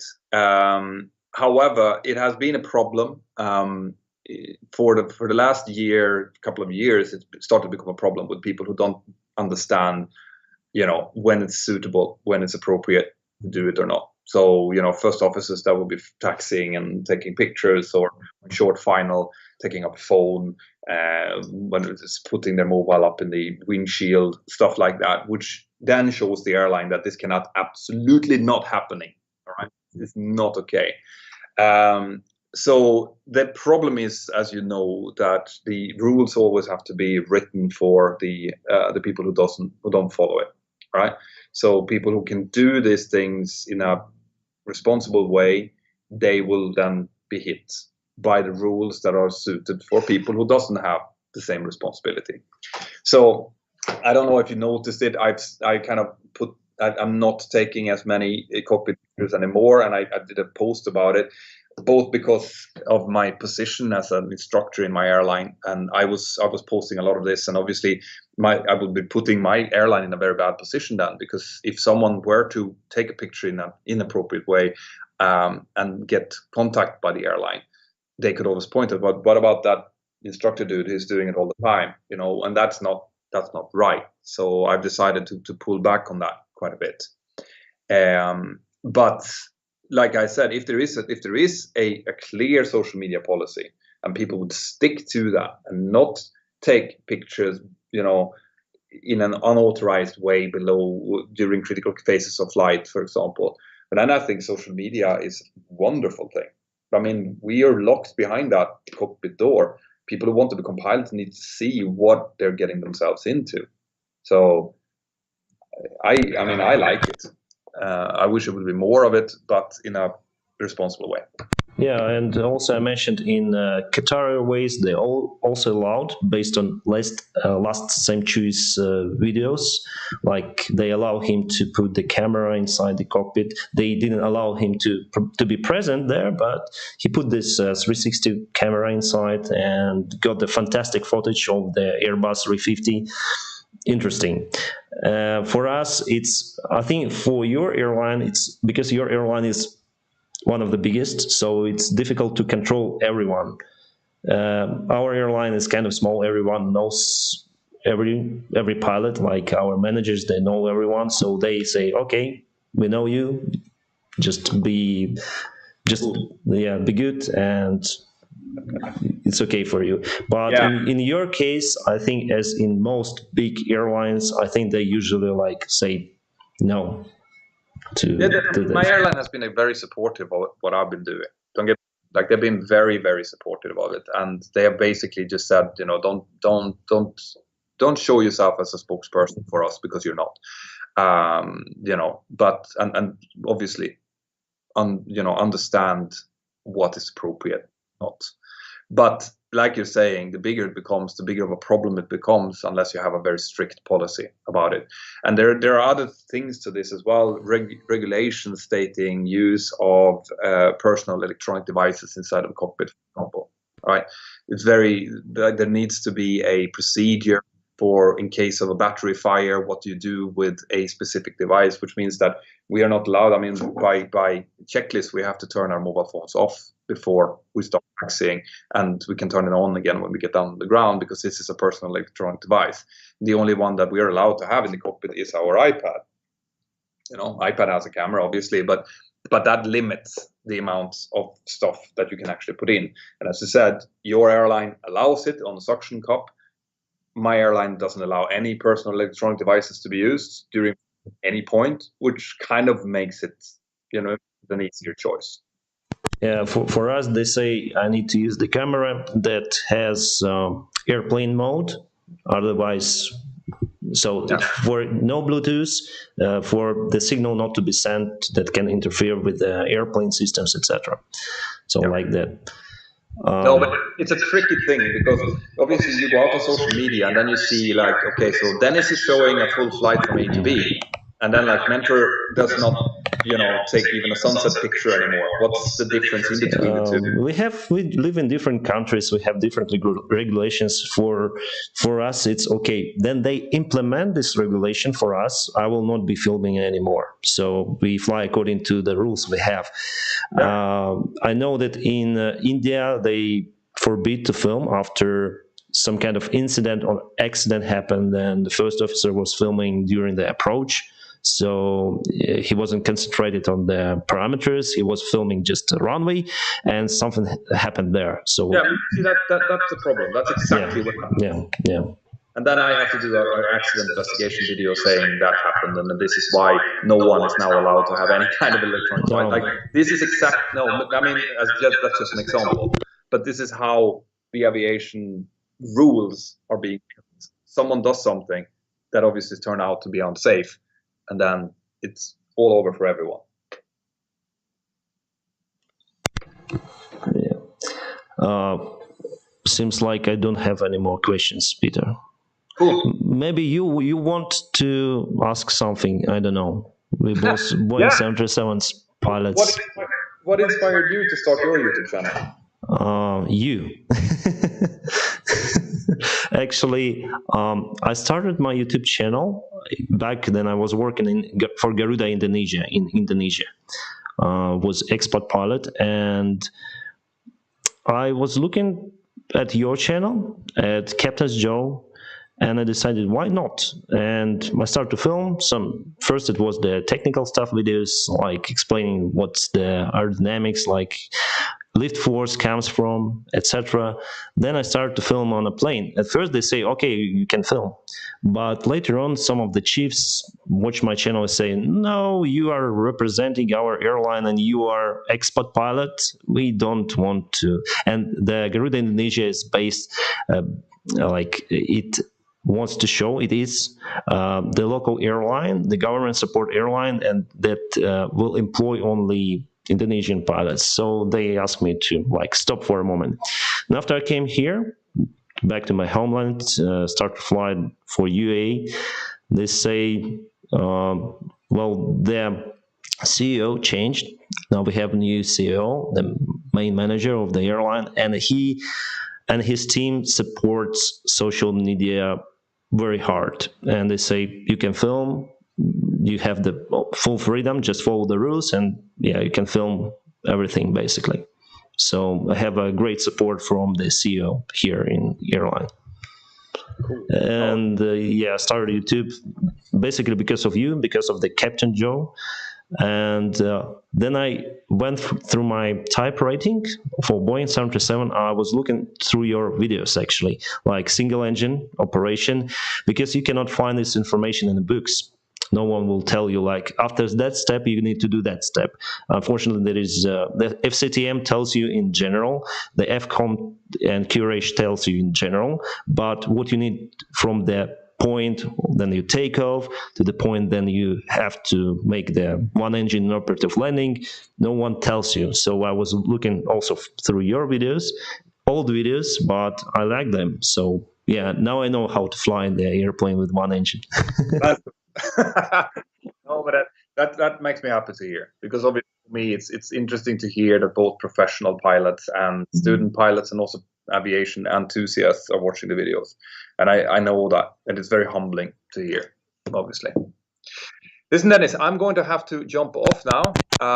It's great to be here on your channel. I hope that people have subscribed. If they're watching this, you should be subscribing to this pilot blog. So I will, we'll keep in touch.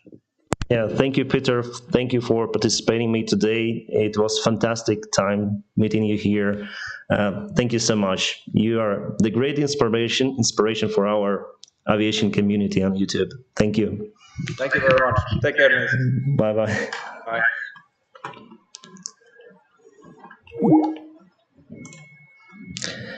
So, guys, that's it. We finished with Peter. Thank you, Peter. Thank you again. Oh, there are so many comments. So many comments, guys. Oh, it seems like I lost in my chart.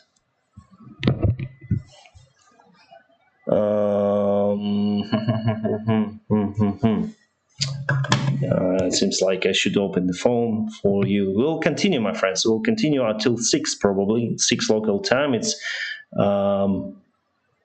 15 UTC, 1:50:00. Skype, yes. We were on Skype. Mentor pilot, yes, he's a great guy, my friends. So yeah, and I truly inspired to start my YouTube channel by him, because I think I also can add something into this aviation world. So very sad to see that he didn't respond mine. What did you ask? Sorry, we can respond it here. Bring Captain Joe someday. I hope Captain Joe. I don't think he will join me, however. I didn't see the Captain Joe even with a Mentor pilot on his streams, so yeah, I don't think we'll see it on my First Officer Jaden IR. What was your question? Sorry, I missed it. I have a question. Where is? Okay. Hello, hi, my friends. About this camera that I show you today. By the way, my friends, sorry about the echo sound that you heard. It was terrible in the beginning, but later on I understood that we have the sound from the personal computer. I had to use the headphones, probably. The headphones. So what I did, I just disconnect this the voice, my recorder. That's it. Sorry about this voice. I thank you. I wrote some messages from you, and yeah, thank you for messaging me that the sound with echo. Thank you. But in the beginning, I think it was quite bad. The sound was very bad. Please consider bringing Captain Dennis Akan from Russia. Pedro Schierfer, I want to be honest with you. I like Dennis Akan video, but with tight relationships between our countries, I don't want to bring Dennis Akan here. Even though I like his channel, I like what he's doing, I don't want people to speculate. So I don't want, for now, until the relationship between our countries is good, we can cooperate with Dennis, but for other people just not to see, okay? So there will be no live streams with him. Sorry. I can say that I would recommend for you to subscribe to his channel. The Dennis account is great. It's like the mentor pilot of Russian-speaking aviation. I hope they will have the stream with the mentor pilot as well. At least I told the Dennis that I'll have the stream with the mentor pilot. So mentor pilot is very very great in talking to other YouTubers, and that's great. Do you know Sam Forgier? Yeah, of course, he is great. By the way, my friends, about this camera, I didn't tell you yet, right?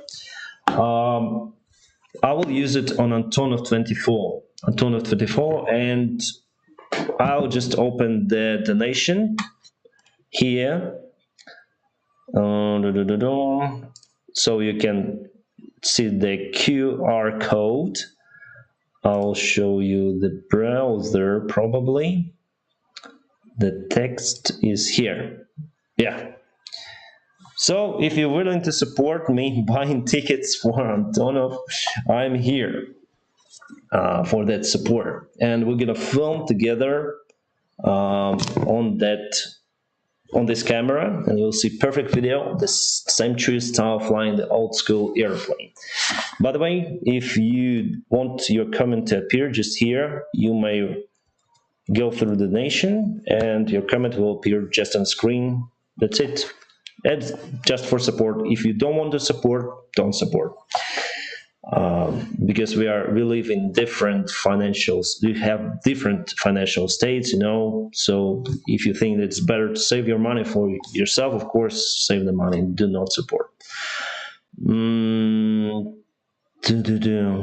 Now it's time to answer your questions. I will edit your comments. Sorry, live chat. We'll do it down to 20 seconds. Do you ever get angry at first officers sometimes? I didn't get very angry, just a little bit upset. I was once flying with the first officer who was just released from the training, and he was released very early, I think his flight training should have been prolonged, because we had some situations where he didn't realize what was happening with the plane. And I wasn't angry, I was upset because I had to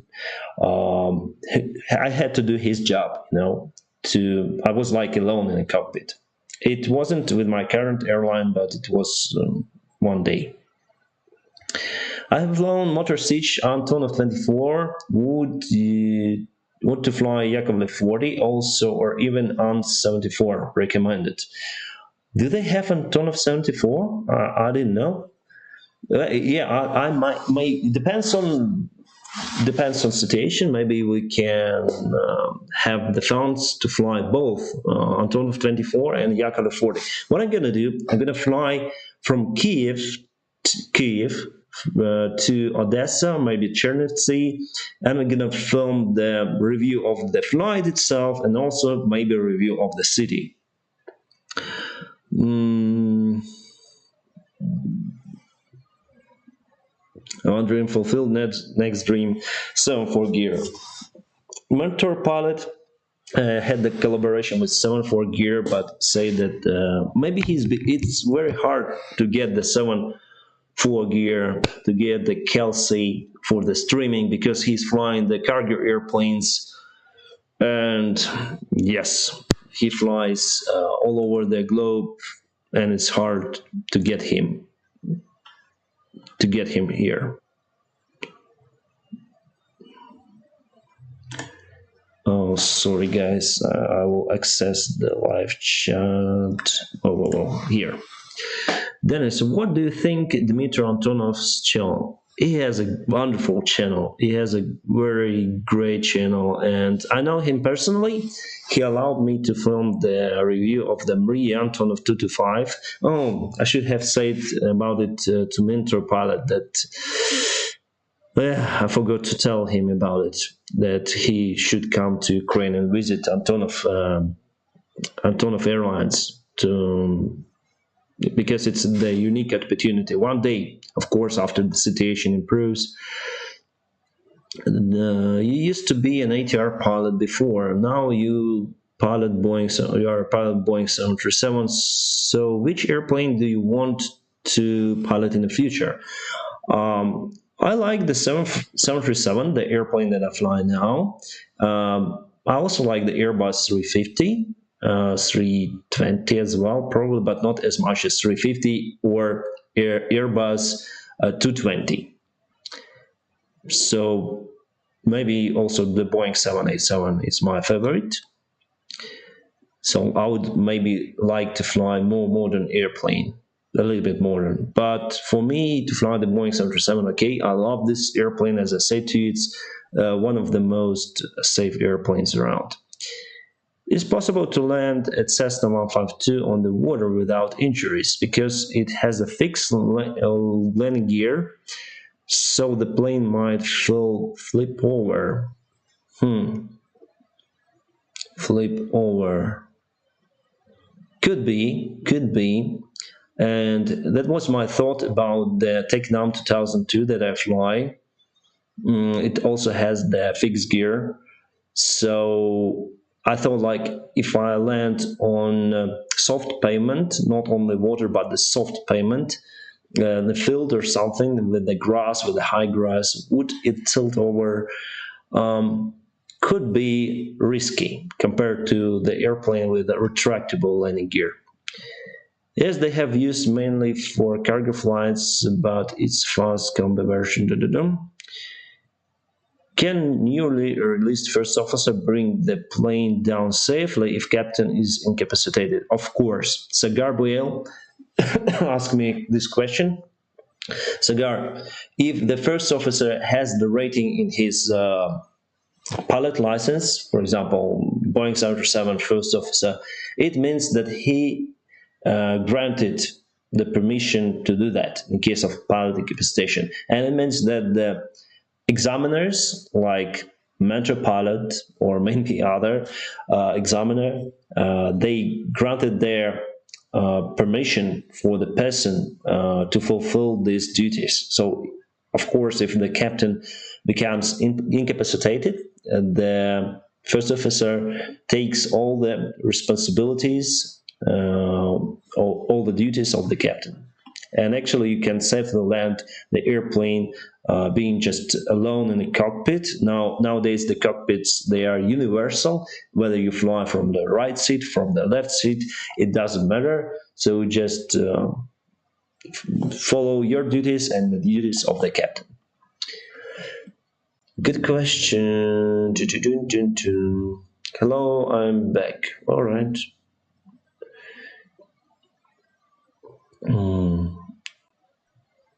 Is it easy to get a job if you have the FAA license and ATPL? FAA means Federal Aviation Administration, so American license. Rob Lopex asked me. Oh, what is happening? Is here? Oh, everything is everything okay with the stream? So the FAA license gives you some pluses if you want to deploy it somewhere else in the world, because you don't really need to follow the strict rules as we have for EASA license, or maybe we have the similar rules for Ukrainian type of license here in Ukraine. Actually, if you don't have the break between your flights more than 90 days, you don't need to go through the flight simulator training recurrent. The airline will, however, will send you for recurrent training, but your license will be active. If you continue to fly, your license will be active no matter doesn't matter if you have the flight simulator or not. So it's very convenient to have the FAA license if you want to work abroad. However, if you want to work in the European Union, you need to have the EASA issued pilot license. If you want to work in Canada, you need to have the Canadian issued license. For the China, for the most of the countries of Southeast Asia, you can have the FAA license validated. That's it. Thank you, Frank. Have you born in the USSR? Then the USSR still existed. Yes, I was born in 1987 in Ukrainian SSR, so in Ukrainian Soviet Republic that was the part of the Soviet Union itself. So actually, yes, I was born. I was born in USSR part. I was born in Crimea, actually. And later on, the Crimea became Ukraine. Actually, it was the Ukrainian SSR, but later on we got the independence, and that was Ukraine. And after that, Russia came. They took part of our land. But yeah, for me, the Crimea is Ukraine. Boom, boom, boom. If you make an accident and the plane takes major damage, are you paying for it? For example, what happens if to you if the wing of the plane crashes into another plane while you're taxiing? Pamir Isuk asked me. Well, Pamir, very interesting question. If you have the damage. We had the case, actually. My friend got the similar type of incident. Then he was starting his taxi and he hit the food truck with his wing, with the airplane wing. It seems like the leading edge sled, should have been replaced.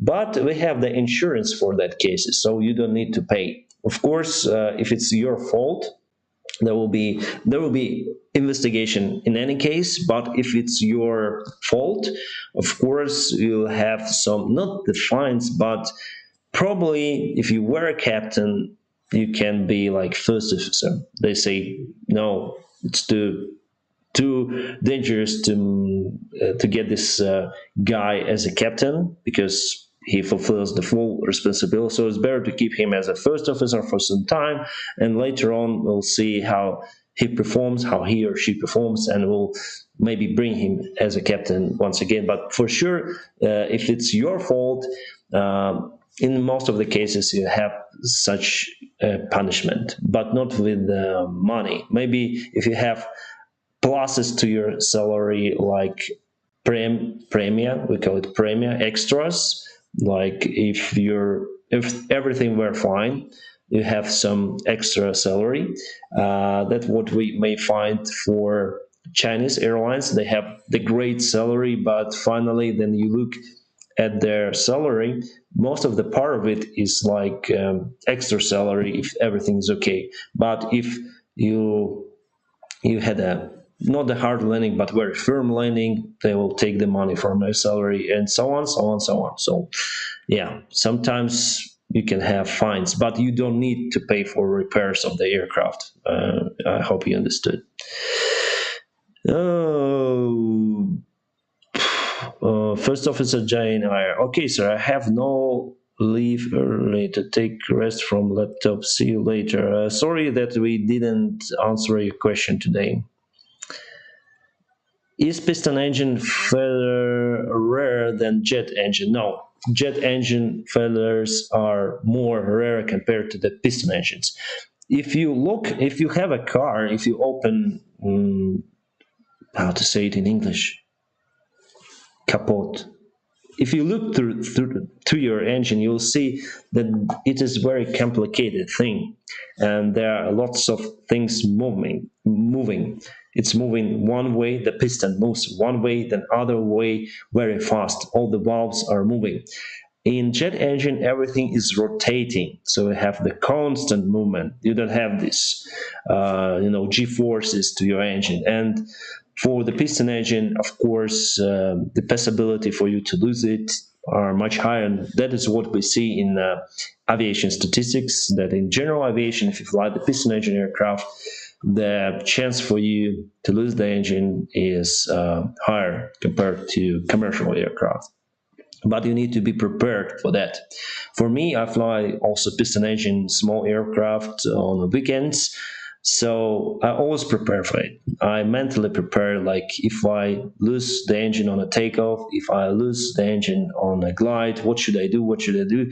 But for me, there flying in Dnieper, it's very easy because there are fields and fields around. So there are no mountains, no lakes, no nothing, no big cities, no villages. So I have fields to land to. It's almost like an airfield landing. Your day in life videos are the best. 360 camera gonna be awesome. Yes, I. So they they couldn't fix it. They couldn't fix it. That was the problem with gyroscope. I think I know what caused the problem. I put this camera just in front of the airplane of Technam, just in the front, and was under the direct sun rays. What I also mentioned on the camera that it is very warm when it films, and also have the direct sun rays. The camera is very warm itself. It's very hot, I would say. So maybe some part of mechanism like gyros, some part of the gyros inside the camera melted, and that triggered this round movement of the image. So hopefully with a new camera it won't happen, but I'll just wait, guys, for a couple of weeks until I'll be able to film the video. So I'll just wait for the lens protection for the camera to film in Antonov. Why can't you fly for Emirates? I can, but I don't want for now. Emirates were my dream airline until some point. So all my like training and career, I wanted to fly in Emirates, also in Ukraine as well, for Ukraine International Airlines. But I thought it would be like a first step for me. But finally, I realized that I'm happy here. I'm happy to fly in my airline, and now I consider it as the final step for my career. If everything will be okay with my airline, I'm willing to fly here as much as possible. I just want to hoot couple. Okay, thank you. So I want to retire from this airline. I hope I will fly in Ukraine International Airlines. I hope I'll fly for all my flight career. If something will go wrong with my airline, I may join any kind of airline because I want to fly. But I feel very comfortable here flying for Ukraine International. Why can't you fly for? Okay, that's the same. Piston intake, compression, power, exhaust. Actually, the same lies for the same principle applies for the jet engines, because there we have the intake through to the compressor, compression in a high pressure spool. Partially it's compressed in a low pressure compressor, extra compressors in a high pressure compressor. Then it goes to the combustion chamber, it ignites. We have and now it's exhaust, like expanding gases, hot gases just heat the turbine. That in its way rotates the compressor. So it's the same principles as for piston engine. We call it Carnot cycle, if you know what I mean. But you have just rotation here on a jet engine. For piston engine, you have side-to-side movement that causes extra loads for the metal, etc. Here's one more question. When you'll be aboard from your country and away from your family for hours and some days, so does your work have emotional significance, or it is normal to be away for days? No, for me it's not normal. Pamir, for me, I would like to spend the time with my family as much as possible. I very happy. That is also one more reason why I want to stay here with the Ukraine International, because it's my home. I have apartments. I want to build a house. I have the car. I have the motorcycle. I have friends, after all, and it's very hard to give this up, to fly somewhere for even for several days. But of course, if we will not have flights in my airline, we cannot predict in our strange world anything. So of course, if my airline will go bankrupt, I hope it will never happen. In that way, I may fly in any part of the world, because I'm the pilot. I need to fly. And of course, in that case, I would sacrifice the time that I could have spent with my family. Take my name, my name, my name. Who is Samurai Warrior YouTube? Can a normal person buy a Cessna 172 and fly it? Can a normal person? No, you need to be crazy to buy it. Interesting question. Sorry, weak place. Yes, you can buy it. Even without the pilot license, you can buy the Cessna. But to fly it, you need to go through the flight school, have at least the private pilot license, and there you can fly your Cessna. But you can buy it even tomorrow. And in some of the places in the world, the Cessna 172, it's not very expensive. In some of the places, it's kind of expensive. In some of the places, you need to pay taxes, as here in Ukraine, for example. But you can leave it as for American, for November registration for some time. What is there? Can a normal person, yeah. Do you think you'll ever train for UA's 777? For the 777 we have in our fleet. Maybe one day. For me, it doesn't matter what airplane to fly. Well, I like the Boeing 737, and I like the thing that I can probably find the job on the 737 faster compared if I would have flown the 777 or maybe the big Airbus A380. But if my airline would say to me, you need to go and fly 777, or you need to go and fly 767 or Embraer, I would say, okay, I'll go and fly. So I'm here not for the plane, I'm here for the lifestyle. What is the price of 737-800 and MAX? Let me Google. I don't really know. 737 and G price. It's very easy to know okay, and G costs in a basic $82 million. All right, 82. The max,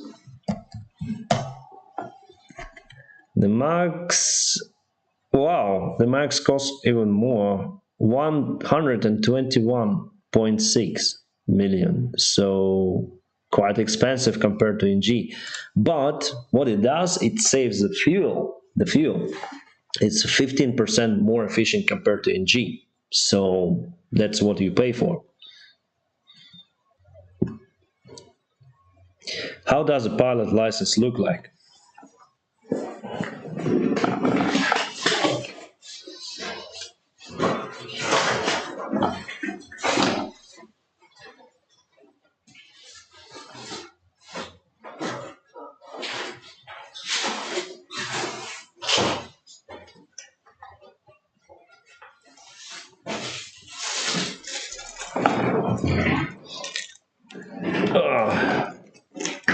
Hope I'm here.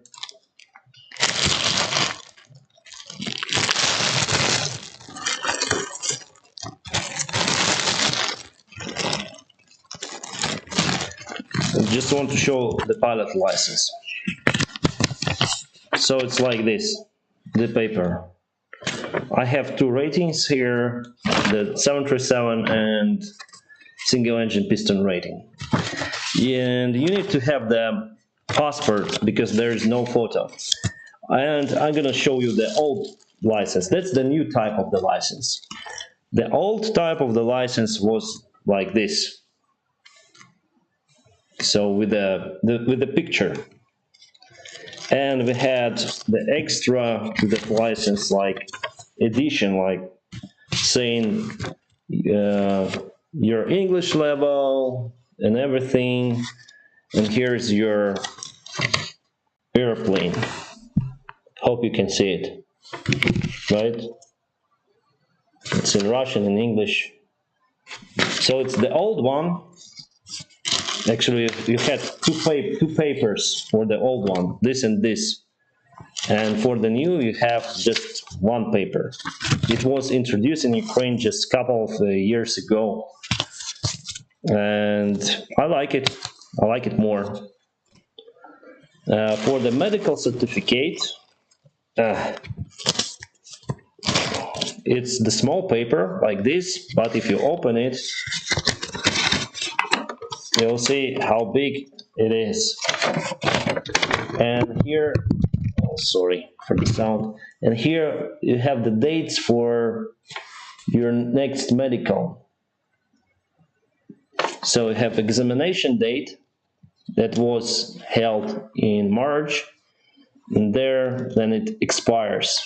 So my medical valid until 14th of March 2022. Still a long time to go. Okay, next questions. How much does a Cessna 152 cost? Guys, just Google. We already Googled with the 737. I don't want to spend the time now Googling. I don't know how much. You can buy the used one for maybe $50,000 here in Ukraine. I don't know the prices in your particular country. I don't know the price for the new Cessna. Sorry. Can you show your photo on your old license? Just want to see if we have the address here. Yeah, nothing really. Okay, yeah, I can show it to you if you see it. It's my old license. Now I have the new that has no photo, and it's okay. It's according to European standards. No, the picture is not so good. Yeah, I was very thin back then in 2012. That's my ATPL, the old ATPL. Dennis, there is the place in your country with my name, Betsy Love. Funny if you have time to check it. I didn't know. Betsy Love. Betsy.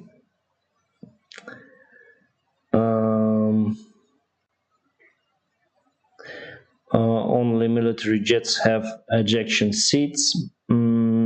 Probably yes, but there were some commercial airplanes with ejection seats for pilots. I don't remember the types of those planes, but there were. They were used just for test flights of the airplane, not in commercial use, but for test flights to protect the test pilots. They were used. How are you? Big fan. My dreams to become a pilot. Yeah, great. Thank you. So, if you get a chance to fly 747, will you?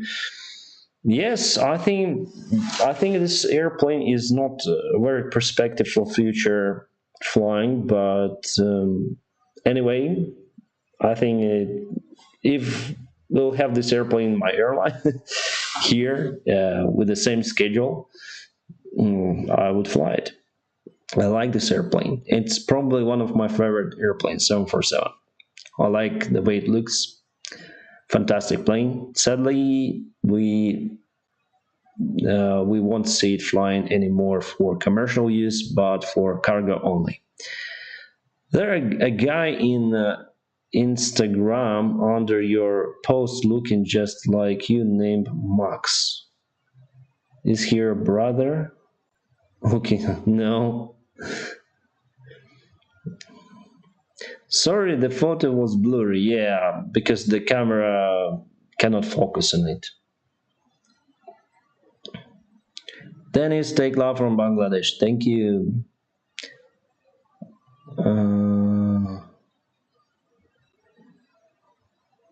Gamer, what will be possible to do the company? Where's Mentour? Mentour was here. Now he is busy. He was here more than an hour. He said to me that he will participate me for 30 minutes. So I had like few questions. If I had known that he would participate for more than an hour, I would have prepared more questions for him. So we took some of your questions from the chat to ask him, and yeah, I wasn't really prepared for this long interview. So yeah, Mentor it's great that he spent such a lot of time for me, because he is a great guy doing his job, his YouTube channel. And he said that he spent like 1 week per one video, and filming alone is not possible for him because his content quality is very, very high. Again, hours or take ATP or CADIC program, which okay. Corrosive Shuriken YouTube asked me, flight school gain hours to apply to take ATP or CADIC program. Which one has more advantages? I know CADIC program is hard to get into, so maybe a university degree related to engineering. Yes. If you see our turbulent world, yeah, we have Corona tomorrow. We will not have. We may have other things happening like war somewhere. So try to have the alternate for you. Alternate, of course, if you have the opportunity to have the university degree, go for it. And you may do, if you have the time, if you have the opportunity, also you may do the pilot training in parallel. So you don't really need lots of the pilot for the pilot training, just some of the time, and of course quite a lot of money for that. But if you want just to be, if you are goal oriented to become a pilot, and you don't have lots of money, of course it's better to join the CADIC program for you. Do we need a specific type of license to become a captain? No. In my license, there is no any mention that I am a captain. Really, if I was instructor, there would be a mention that I'm the instructor, but for captain, first officer, there is no any mention in the European licenses, and in Ukrainian as well. So only your company ID states that you are a captain or first officer. Before it was like in the license they say that you are a captain, but now not anymore.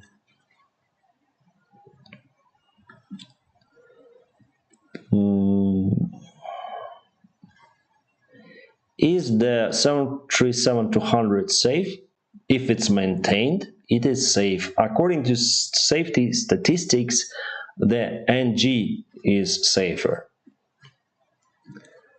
But now it's like with the cars, if the car is very, very old and you order the parts for it, which for 737-200, I think you can find new parts. So it will be very robust, like Mentour pilot, like Peter said, the old Volvo, like an old reliable car. If a car driver earned from a few years, he can buy a car, but a 737 pilot cannot buy a plane if he earned his whole career. No, you can buy the plane, the small one. No problem with that. But in good old times now, no. In some of the countries, some of the airlines, you can buy the plane. Well, the salary in China, it's very, very high. So for a couple of the salaries, you can buy a Cessna 172 probably, or 152. 737-200 is the most dangerous aircraft ever made. I don't think so. I think the Tupolev 154, is more dangerous compared to 737-200, according to statistics. It has kind of bad statistics. Okay, can you deploy a parachute Airbus DEM? You can't. Then it's great to follow you in the stream. Are you happy? Betsy. Yes, Betsy, I'm happy. Greetings to the Netherlands. I wrote all of your messages. I put my phone actually with your comments over here on the screen. So I was able to read some of your comments, even some replies, but in general, and thank you for writing me about the echo sound that we had. What's up with arcade gaming? I don't know. What is the cell call mode used for? Cell call is just to operate with HF frequency. So we have a cell call particular for every type of every particular airplane, and you can have the connection through the HF frequency with the station, and you can operate for very long ranges. In Indonesia, we use the cell call to receive the messages. It was the oral message, dang dang, ding dong. And after we received this message, we called for air traffic control that was way far away from our station, but there were no any means to connect through the VHF frequency because there were no any VHF frequent stations in some of the flights. Then the 737-200 had some issue with the rudder. Actually, the issue with the rudder was with Boeing 737 Classic, so from 300 until 500 version, right? 300, 400, 500. So the rudder PCU was not working correctly under certain conditions. Then the temperature dropped very low. It turned the rudder to full left or full right movement, and there were a couple of the accidents with that. And after that, they installed the force field monitor system on the rudder PCU. Now on NG and on Classic, they installed this system, and now it's working perfectly fine.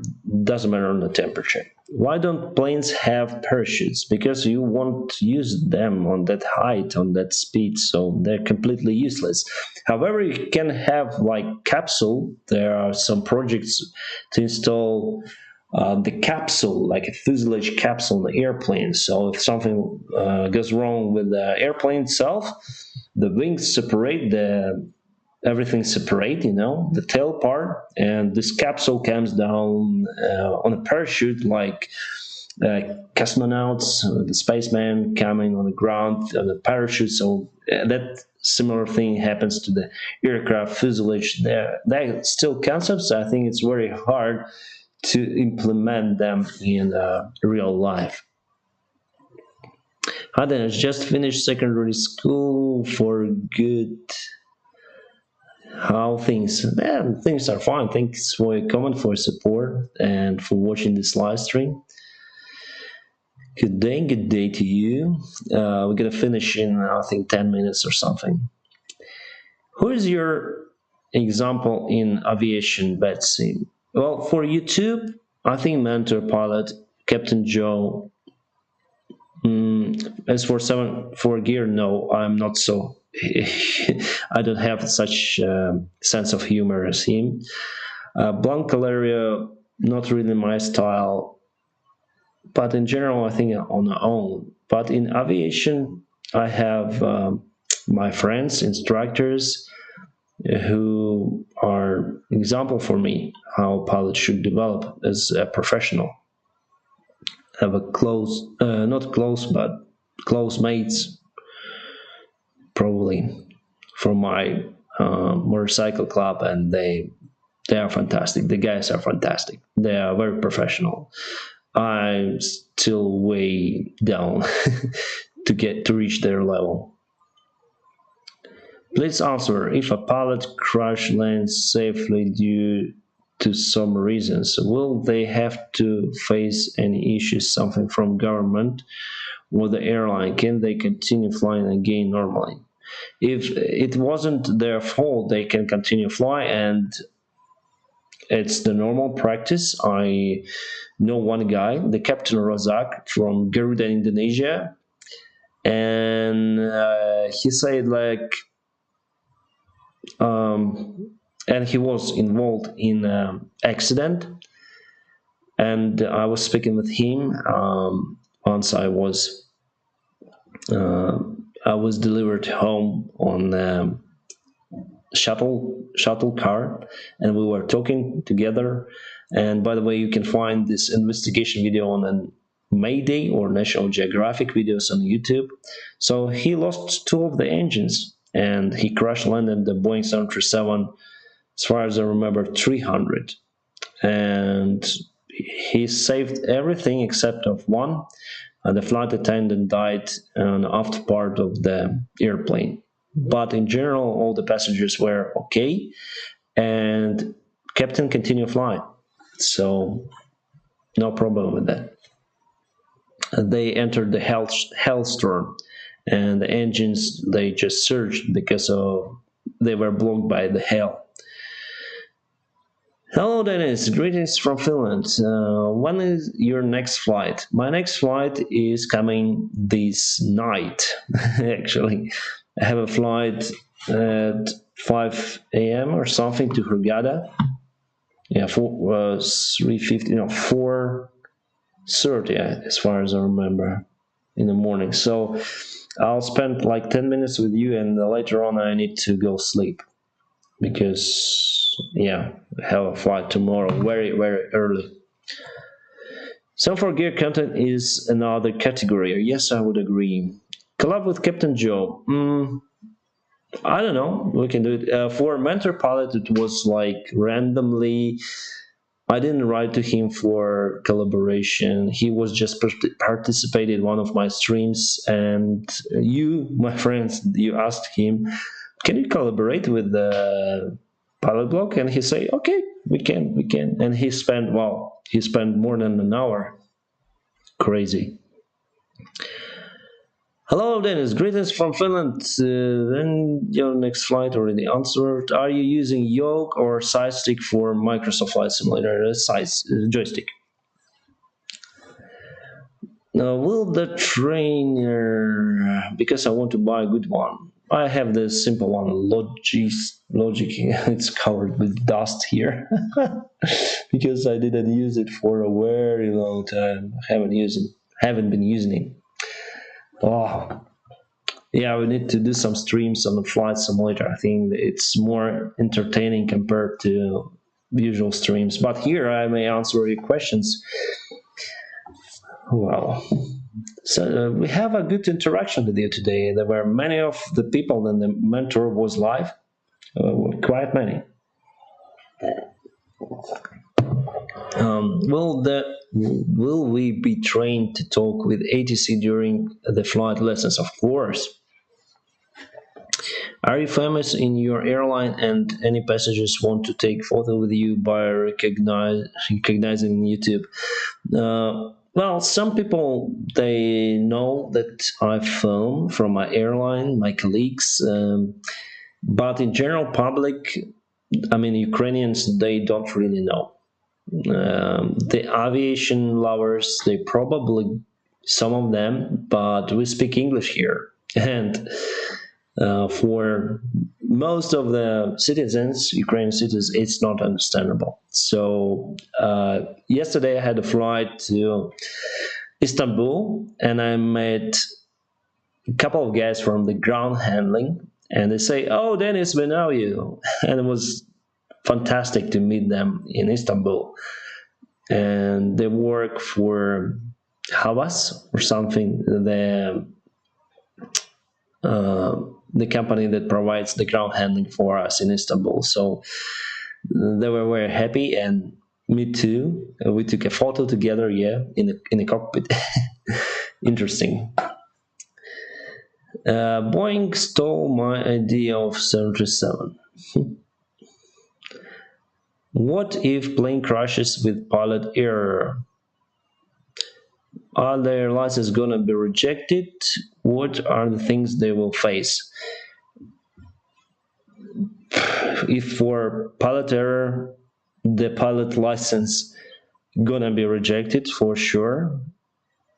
I'm all sure about it. And what things they will face? The prosecution, of course. We are performing the duties according to aviation law, which is the part of the government law. If you violate this law, the prosecutor will, of course, investigate. Well, the investigation will be in any case, and they will be eager to find out what you've done wrong.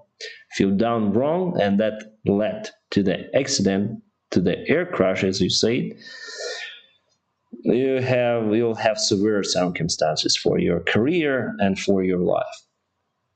That's why it's very important to study and to be as professional as you could be. Will you fly the plane tested by test pilot or by Ryanair pilot? Crazy question. Are you allowed to fly the 737 MAX 2? No. I have to pass the special different course training, including the flight simulator sessions, probably. Relax, Dennis. Have a safe flight tomorrow. Take care, love, Betsy. Thank you. What car do you have? It's a very not pilot car. It's Opel Astra, quite old car. Dang, I missed the stream. I will save the stream and you'll see it later on.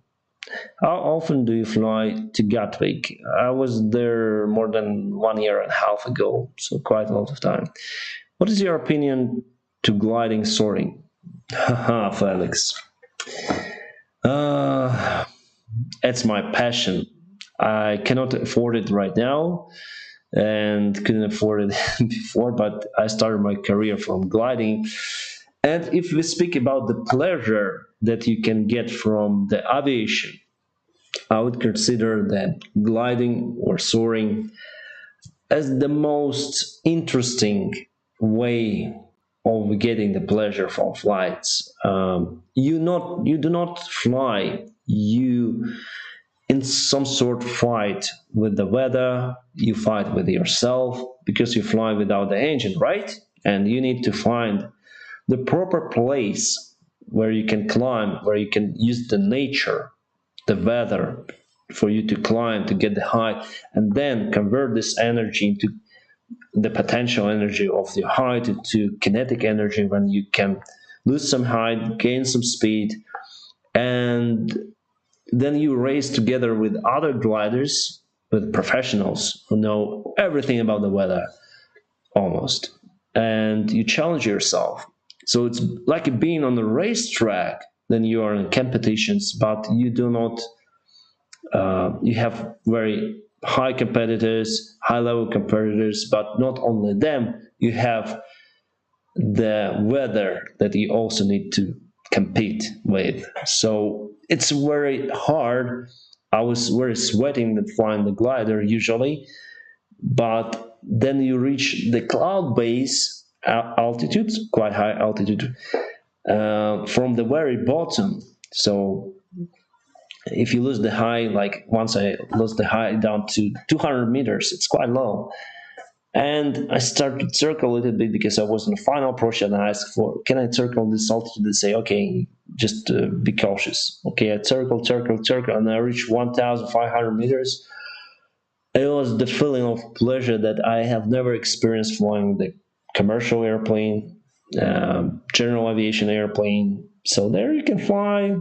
It's also like a freedom. You can fly everywhere, you can circle around, but for glider, I've never experienced such emotions flying the planes. So yeah, I like gliders a lot. For me, now I say it's quite expensive for me right now, so I don't fly.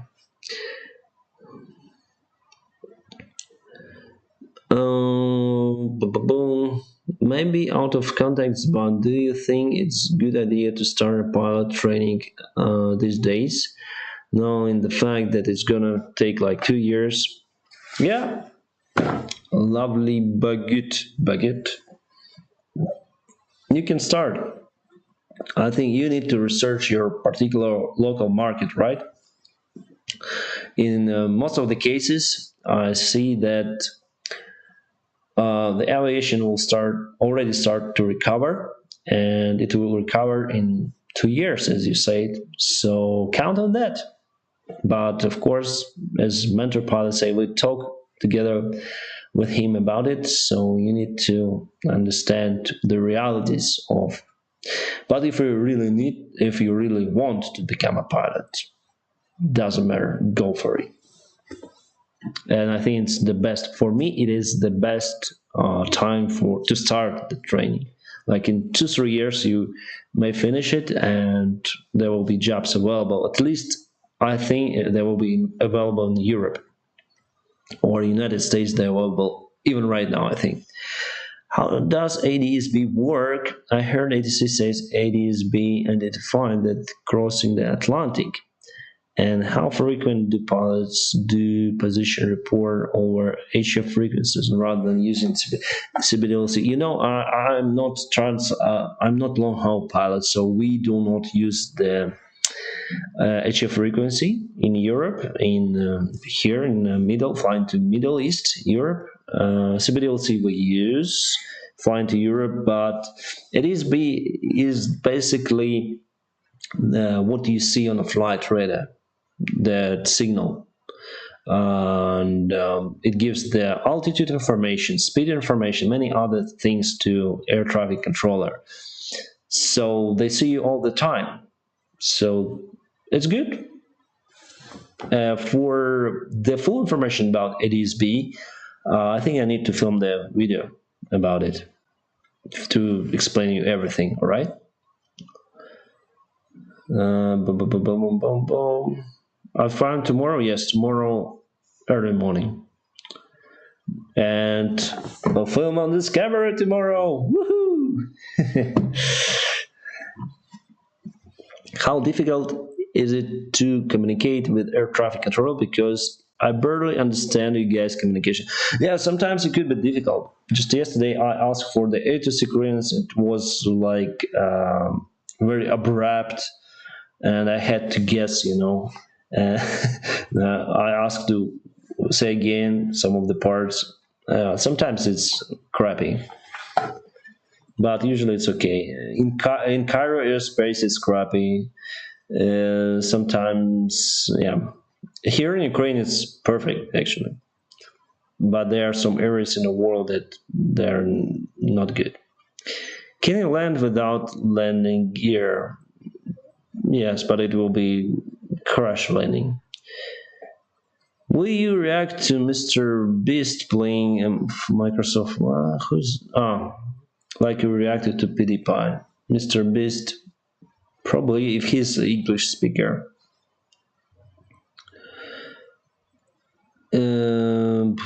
Is it safe at age 16, 17 to fly a plane? I watched a video of 16-year-old girl doing so. How safe is that? I think it's safe. You're also allowed to fly the gliders, I think, from 14 years old. The airplanes, I think, from 16 years old. Depends on your country regulations. Dennis, have you ever overslept before flight? Overslept? You mean didn't wake up for the alarm clock? No. Did you have any technical issues during flying? Error, etc. Usually no. Rarely have some technical issues. Where did you do your flying? Where? Am I based in Ukraine? Does Mentour have to land hard? Because it's a rumor, There are the rumor that Ryanair always land hard. Not always. If you search in YouTube, they have probably they have more soft landings, I'm sure, about than hard landings. However, they fly to secondary airports, and at some moments you really need to aim for touchdown zone for those big two squares. To land there, and there is no time to think about the soft landing. The landing is usually not hard; they are firm. I have the video about it on my channel. Pilots don't decide how soft the landing will be. It is more just it's not luck. You can make a soft landing. Also, Ryanair tends to hire the lower hour pilots just to give them careers. Could be also other calls for the firm landing, but maybe it's if in windy conditions. All right, in windy conditions it could be like a gust like just before the landing, where you lose some part of the lift force and you go down. Yes, but in normal conditions, you can make a really soft landing intentionally. Can pilots jump seat on first class if all economy and business class is full? We don't have the first class in my airline. I don't know. Usually we take the business class. Video is always good. Thank you. It's been 2 hours and 30 minutes. Is a streaming machine. Yeah. What age do you recommend starting flight school? As early as possible to understand if you really like it. How are you liking the skydiving jobs? I'm not the sky. I don't have the skydiving job. I do not drop the skydivers. I'm just there for the joy flights. Some people want to try themselves as not as a pilot, but in the sky, to be in the sky. For example, the previous weekend I was flying with a girl who had this like a present being flying the airplane after she graduated from the high school. So we were flying together. I gave her the controls for a moment, and she was like firm at the controls and was flying the airplane. That was there at the high altitude and horizontal flight. We usually do the things like that. It's okay.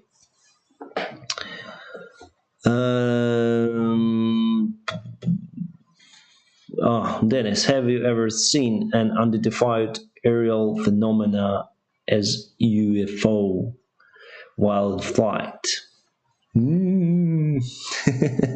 No. Just meteorite once. Meteorite. If a asteroid meteorite was going down and was flashing like a rocket and disappeared in the skies. Night skies were full of light. Scary. When is your next vlog? Actually, I filmed the vlog about my trip to Baku, and you'll see it soon, but I want to film about one more thing. I want to film about the pilots, the real airline pilots who already became pilots, and they gave up aviation. They gave up their career, they gave up their jobs. And actually, I was able to find the guys like that on YouTube. I was really surprised because for me, I thought that for me personally, being a pilot is the aim of my life, the goal that I reached. And I hadn't ever thought to give up. But I found out that some of the pilots, they give up their job. And they had the nice salary, they had the nice airlines, and I want to make the video about it. And we're going to review the videos of those pilot YouTubers who gave up their jobs, who quit the aviation. And at one case, the guy quit aviation as a whole because he wanted to be a millionaire. And in another case, the girl, pilot blogger, she gave up her job as the Boeing 747 first officer just in the middle of crisis because she didn't like the job. So we're going to review those two cases, maybe three, maybe I'll find more. But I want to explain, to say something about it, because for me, personally, as for my personality, it's strange, but I can probably put myself into their shoes to understand why they did like that.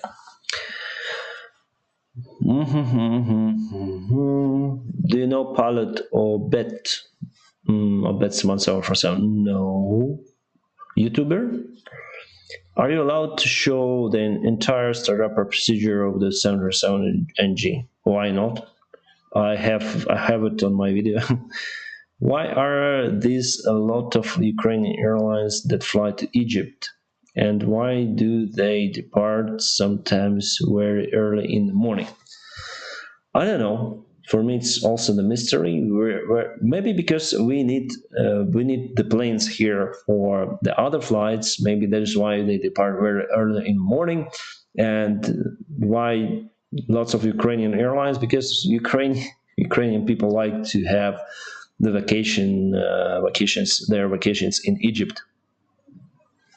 Waiting for 10 million subscribers. I think we'll never reach 10 million. Time to relax, Dennis. Have a safe flight tomorrow. Yeah, good point, Betsy. Thank you. One more question is two. Well, okay, those two questions on the bottom. That's it. What factors do you consider when landing, knowing there could be wind shears from pipes? I've seen some pilots continue to land and wouldn't be very dangerous. If you have the wind shear warning, go around. That's it.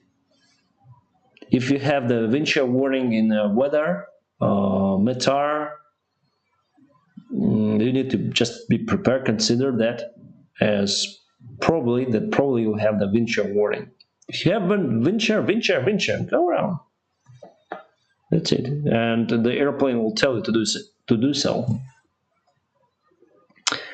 How do you take a camera into the cockpit? Do you need to take permission from somewhere? No, it's my camera. I have the permission from my airline to film, because I have the air mode here, the air mode on Sony that I use, so it doesn't send any signals. Kiev, Lviv, Odessa, which city has the best view while flying?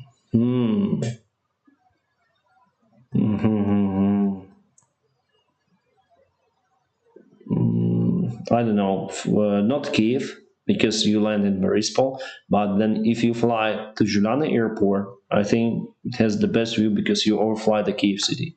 So I think Kiev, Zhytomyr, not Mariupol. Okay. I think it's all for today, my friends. Thank you for participating in the stream. And I want to thank again the Mentor pilot for being on the stream with us. Sorry that I didn't